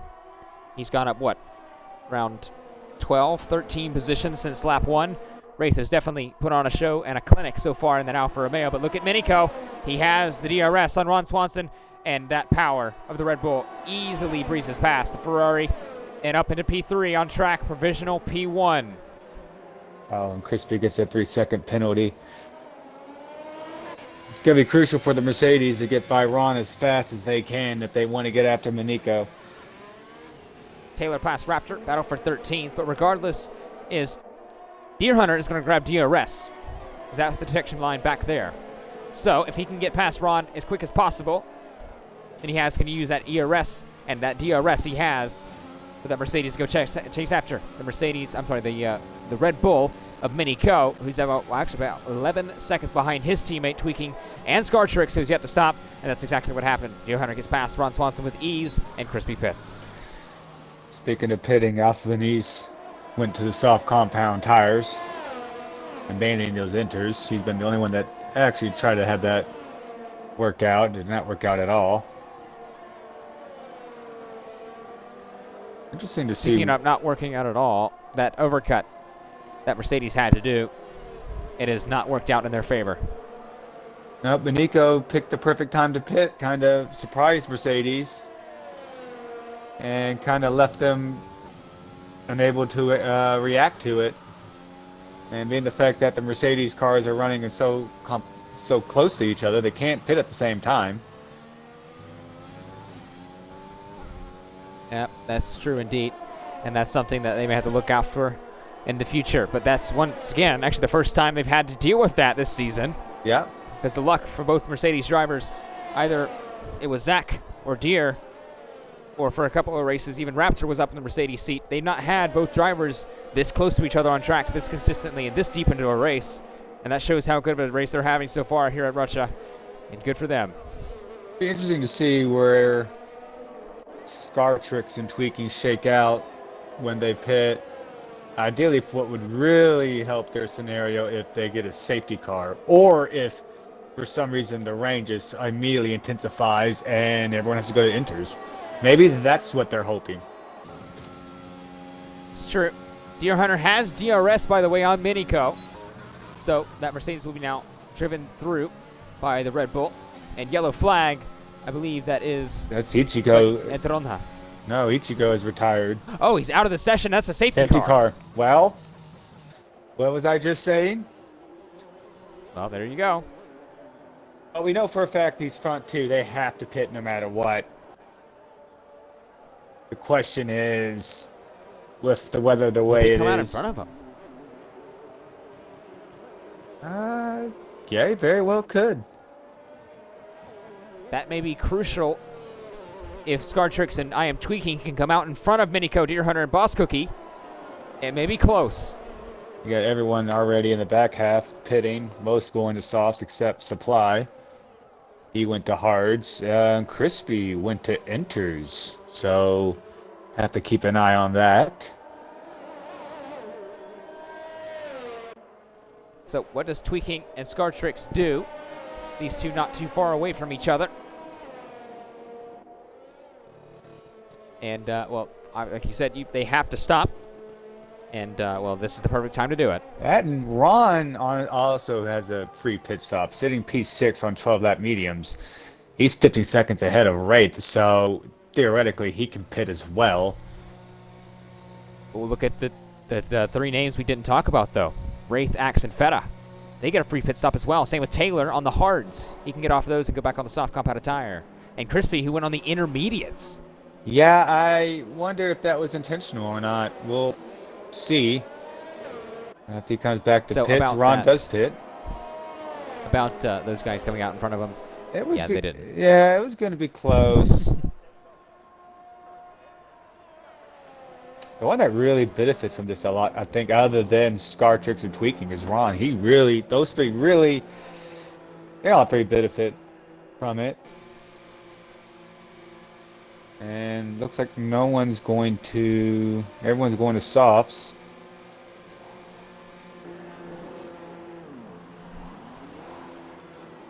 So Wraith comes out. He's going to have a fresh set of tires and actually going to have a great spot. And, well, look at the Alfa Romeo go. Quite a recovery for him. I mean, if you look at kind of around the points paying positions, we have a Haas in the points. We have Feta. Well, okay, Feta's pitting now. Oh, well, okay, that's right. Feta had to get his 5-second removed. And the double stack with Axe. That as well. And with the overspeed, Luciano's going to get him out of the pit lane, I think. He does.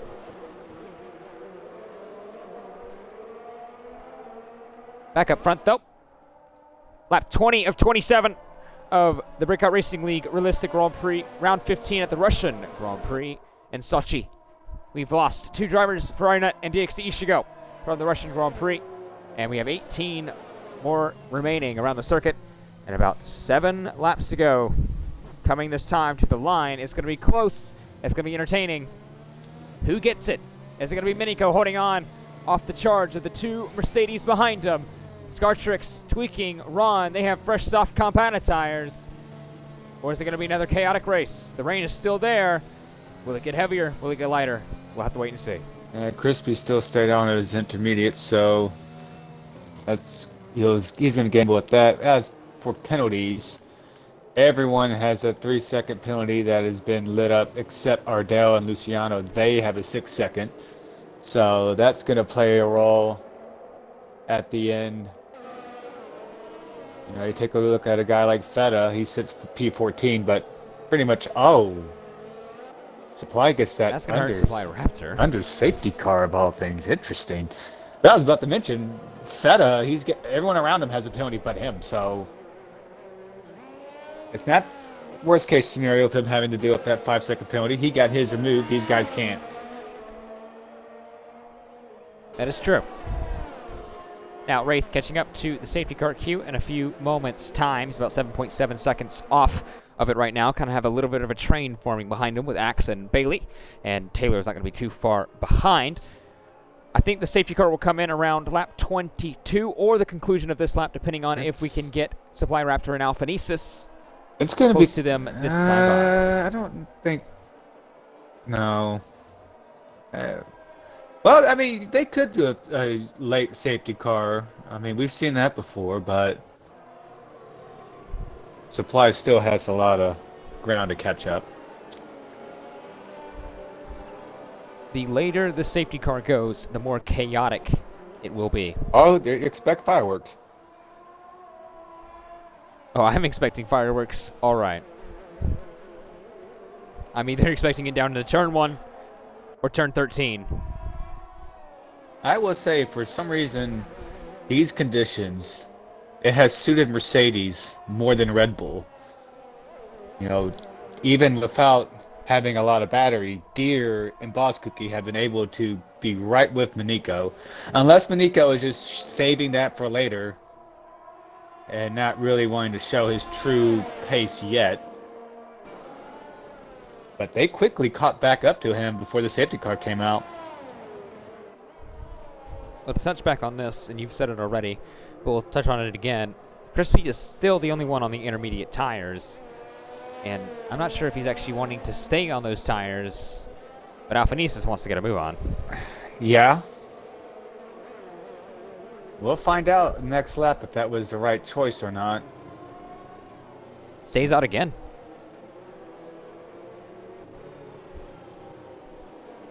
So Luciano comes into pit. Crispy stays out. Raptor's going to catch the end of the safety car queue. We will go in this lap. Definitely. This has been the third safety car lap at the conclusion of it. Intermediates for Luciano. It's, I guess, worth the gamble. I mean, We'll see. half of me, If it plays out. half of me thinks it's starting to pick up a little bit, but I can't really tell.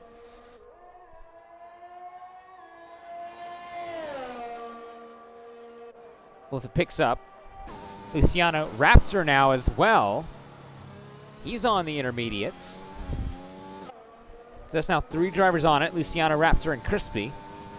If it does play out for those 3 drivers, they're going to look like geniuses, and we could have an AlphaTauri, Aston Martin, and a Williams podium come lap 27. That would be insane. Well, we'll have to see how that plays out, because right now the rain doesn't look like it has actually picked up enough to warrant intermediate conditions for the rest of the grid. Everyone has chosen the slicks so far. Everyone on the softs except for Feta and the medium compounded tires in 13th. Intermediates for Crispy, Luciano, Raptor. Safety car will be in this time. We'll have completed 22 laps, and we'll have 5 more to go. Safety car will come in. The DRS will be enabled 3 laps. We'll have 2 laps with DRS. That's if a safety car doesn't come out again. And the last lap a safety car can come out is going to be lap 25, and it has to come in that same lap, because lap 26 and lap 27 need to be green flag racing laps. Could be crucial for these guys to get heat in their tires. With this rain, it's not a lot, but it's enough just to keep them cool. It's going to be hard to get heat in them. The track looks like it's getting closer, but it's not quite close enough. There's still... Oh, here we go. Oh, maybe it is getting close enough. Cookie is pitted. Same with Scartrix. Yep, 3 people in the pits. Minico is gone. Right. Running wide as being a Ferrari, I believe that is going to be Ed Tronha. And Wraith is now going to be attacking him. And all of them look like they're switching to intermediates. Side by side with Ed Tronha. Around the outside. Almost contact with the Ferrari. I'm sorry, the McLaren and the Haas. Running wide going to be Ed Tronha. And he's actually picking up a 5-second time penalty. Phantom. A little bit on. Almost. A little bit of a slide, running really wide through 3. Look at that. It's going to be Taylor past Ethrona. Oh, almost lost the car into 4. Oh, no. Oh, who is that? Contact with Axe. But look at these up here now. Tweaking's up in the podium positions and pressurizing Deer Hunter and the Mercedes. Is it close enough to intermediates? It's getting closer. We could have, like I said, an Aston Martin, AlphaTauri, and a Williams podium. We could very well indeed. What do you do if you're these guys in the top 10? You're kind of... Yeah, Crispy's starting to make up some time. Here comes Ron on I Am Tweaking. Ron lets off. He's a little bit too far back and stays behind the Red Bull going into turn 13 this time. But Crispy's actually gaining on Feta in the Aston Martin. I'm sorry, the AlphaTauri. And the Aston Martin Luciano being behind him. Gaining on the same amount of time. Feta overtakes Edronha, so gets past the Ferrari up into 8th. And this is getting really spicy indeed. What do you do in these top cars? Crispy is getting closer to the back. Oh, Ed goes a little bit wide. Is that going to entice Crispy?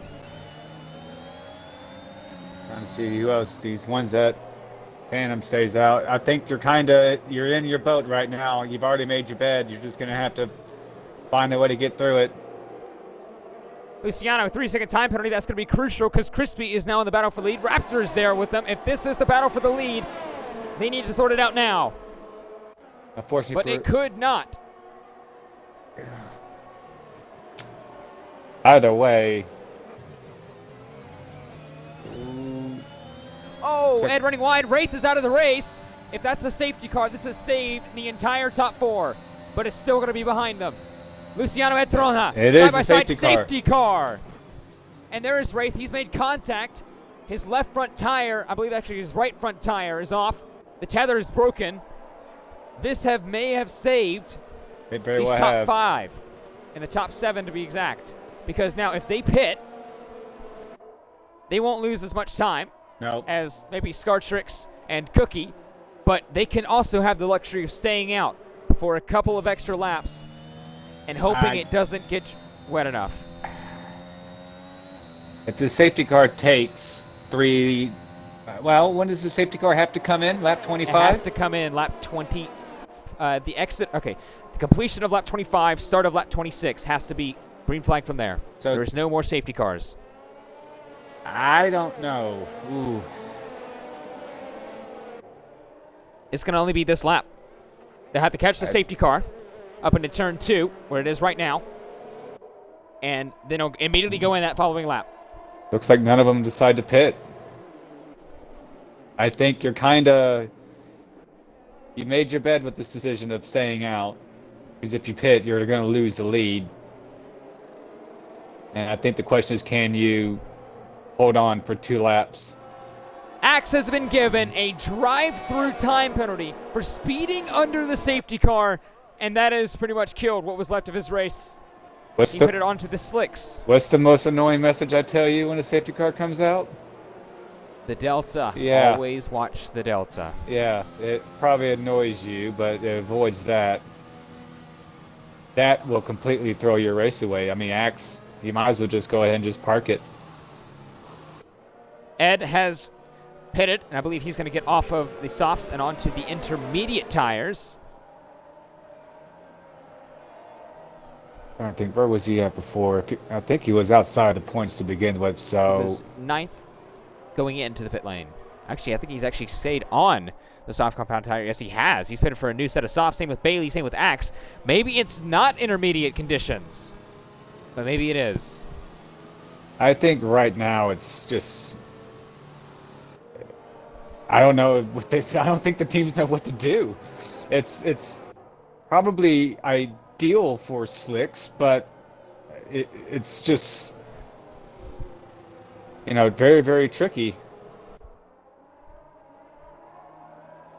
So Axe is actually pitted back onto the intermediates.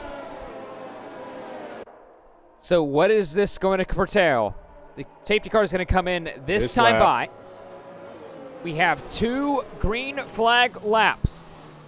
There is either going to be chaos or kind of an anticlimactic ending for this insane Russian Grand Prix for round 15 of the Breakout Racing League Realistic Performance tier. Minico leads Deer Hunter, leads I Am Tweaking, leads Ron Swanson. At the moment, he would be on the podium due to penalties with tweaking. Taylor, Feta, Phantom, Luciano, Crispy, Raptor, your top 10.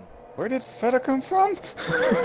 I have no idea, but he is yet to stop, and if it rains hard enough, he may be under pressure. When does Minico go? He goes now. Oh, Almost loses the car, and that's going to be a huge stack up in the exit of turn 18. That's going to be an Aston Martin looking for a move, but is Deer Hunter going to be close enough this time? He's still under pressure. Minico is to the left-hand side. He'll go late on the brakes for the Red Bull. He'll stay there. Luciano past Phantom. Deer Hunter looking for the move on Minico. Is it going to be close enough into 3? Is it wet enough? Who makes the move? Look out for Luciano. He's going to first one on the intermediates. Crispy behind him. Cookie's now up into the top 3. Cookie could very well win this race.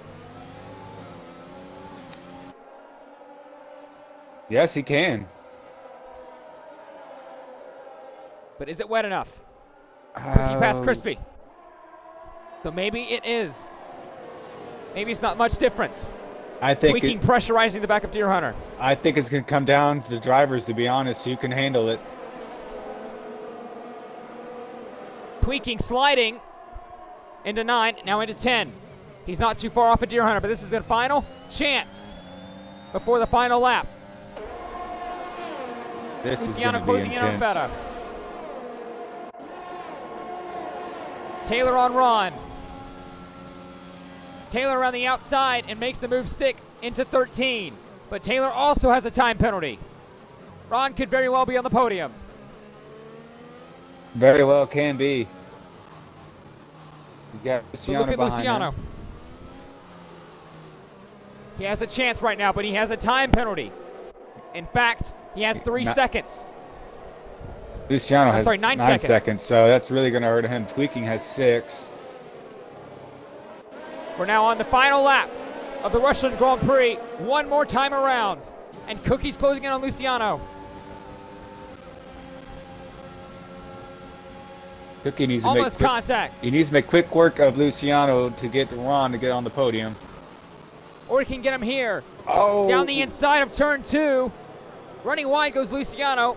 And that's going to be Cookie up into 6. Now, can he catch after Ron Swanson? Is he close enough to get to the leaders?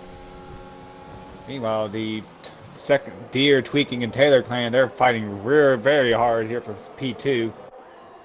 Oh no! Luciano into the barriers, and that's going to be him out of the race, basically. Cookie past Ron.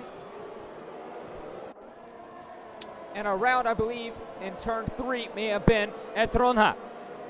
Deere has a Red Cookie's Bull coming. all over him. 2.7 seconds.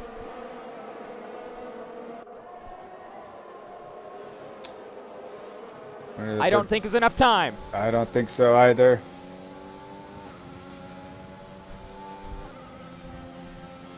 Deere is trying his absolute best. Yellow flag through sector 2. I believe that may still be another driver. I believe that may be Luciano trying to get out of the way with his no front wing. But there is not enough time. It's what could have been for everyone else in this chaotic race. It's been up and down. Cookie running wide, trying to get past Tweaking. But up front, it's been consistent. While everyone else has seen trials and tribulation, this man will see fireworks and flames. Around turn 18, Miniko will win the Russian Grand Prix. Deer Hunter will finish second. And Boss Cookie, after finishing outside the points the last couple of races and going in outside the top 5 of the final lap, will get a podium. He was in P11th, if I'm not mistaken, when he pitted for Inters the first time. What a good comeback for him. But what a good rebound from Miniko. Heartbreaker last week. Another penalty for Luciano. That's not going to help his case. No, it won't.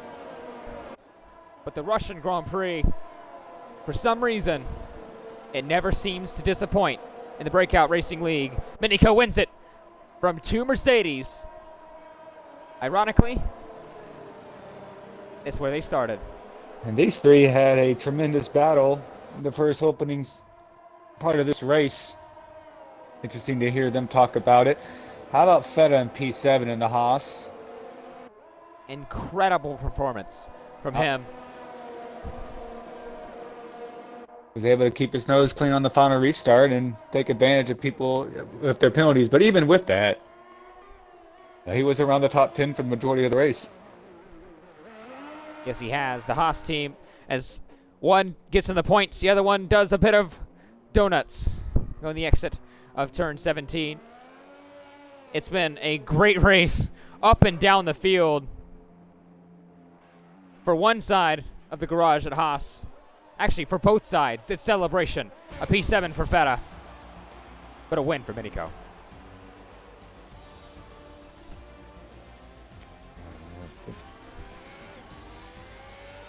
Driver today, might as well add him to the list. Feta Chase now gets in P7, and that is some quality points for the Haas team in their battle against Alfa Romeo.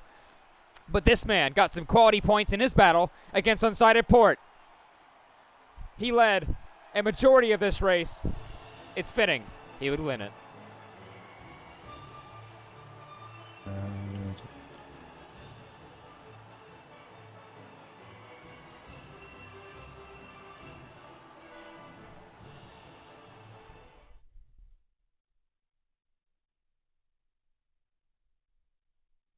Bear us for 1 second as we're inviting our podium members.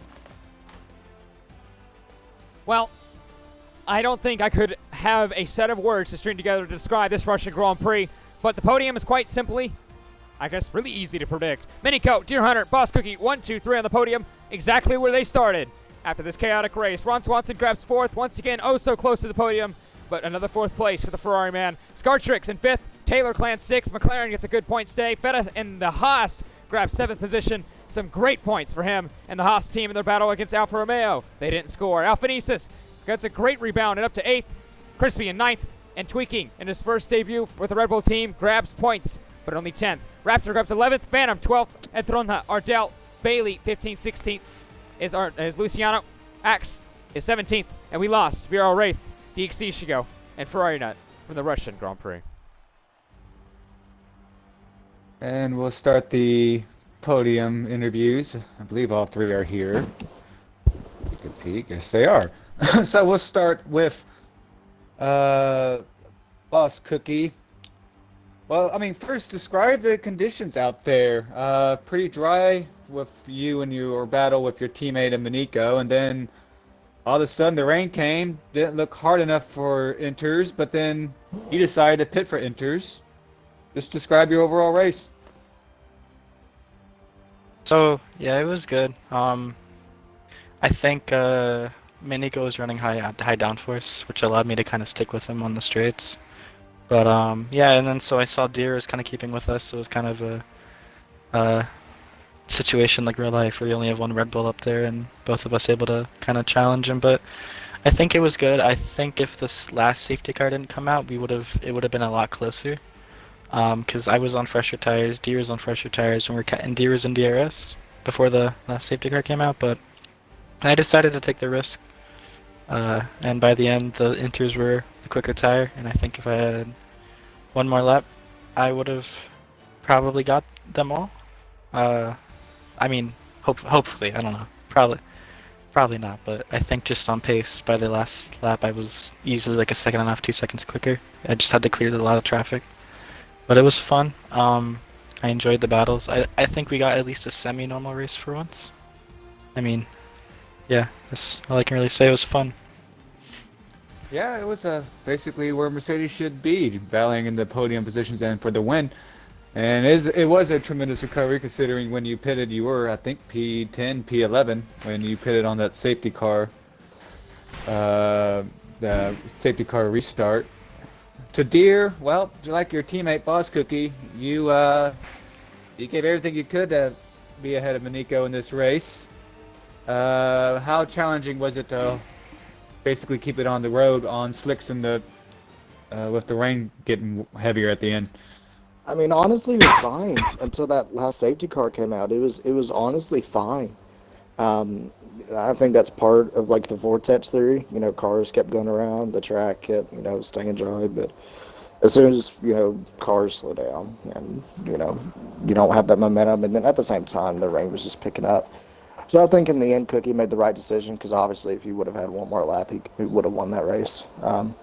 It's just disappointing, man, because literally me and Cookie practiced 2 hours before this race, man. This is one of my best tracks. This is one of the tracks I look forward to. I lick my chops. I'm like, ooh, baby.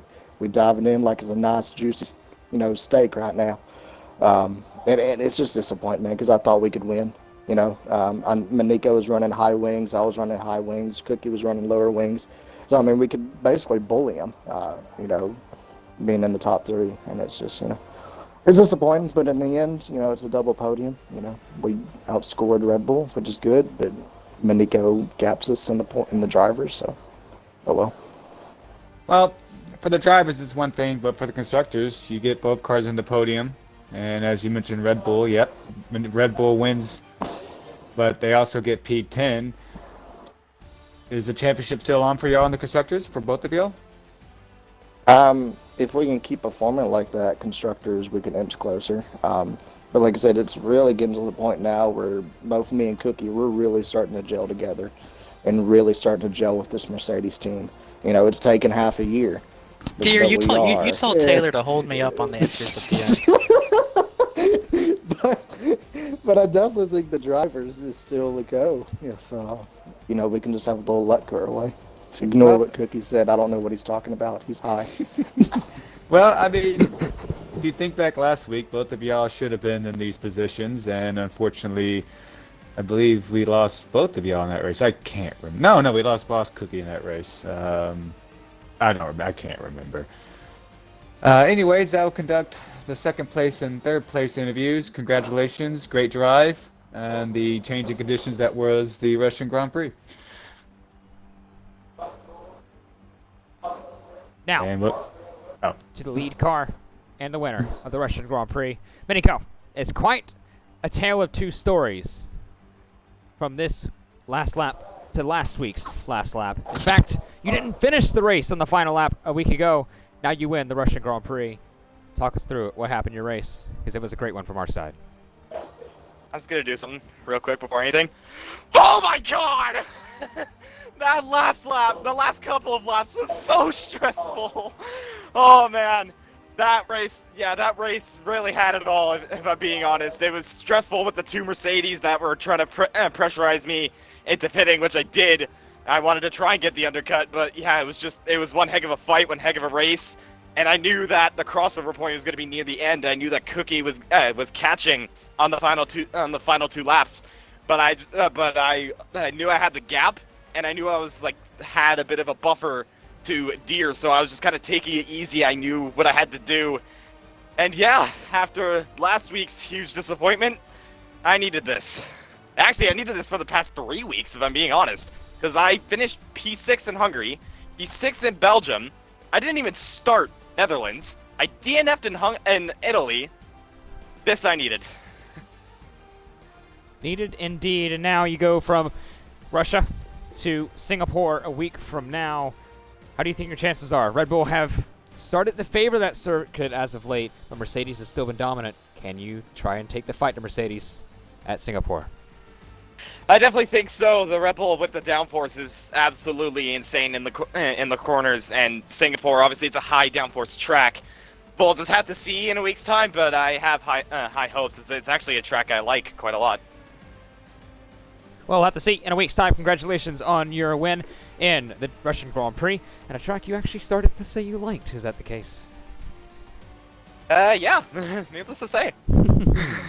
Needless to say, regardless, it was a great result from our end on the BRL Realistic side. From myself, Heykatra, and Bois, once again, thank you for tuning in to the BRL Realistic stream here at the Russian Grand Prix for round 15 of the BRL Realistic Performance Championship. Don't go anywhere. Tomorrow, we have the equal performance tiers, and it's going to be a fight to end all fights. Tier 4 and Tier 3. We have Tier 3 at 8 p.m. Eastern Standard Time, and Tier 4 at 10 p.m. Eastern Standard Time. And you can go tune in to their Russian Grand Prix. On Saturdays, we have Tier 2 and Tier 1 at 8 p.m. Eastern Standard Time and 10 p.m. Eastern Standard Time, respectively. Go watch their Russian Grand Prix by that time. And Sunday and Monday, we have ACC Tier 1 and ACC Tier 2. I believe it is at Zandvoort this week, and we'll come back on Wednesday for Formula 2 at the Singapore Grand Prix. And then we'll come a week from now, right back here, same place, same time at 8 p.m. And we'll kick it off for the realistic Singapore Grand Prix. From myself, once again, thank you for watching the Breakout Racing League.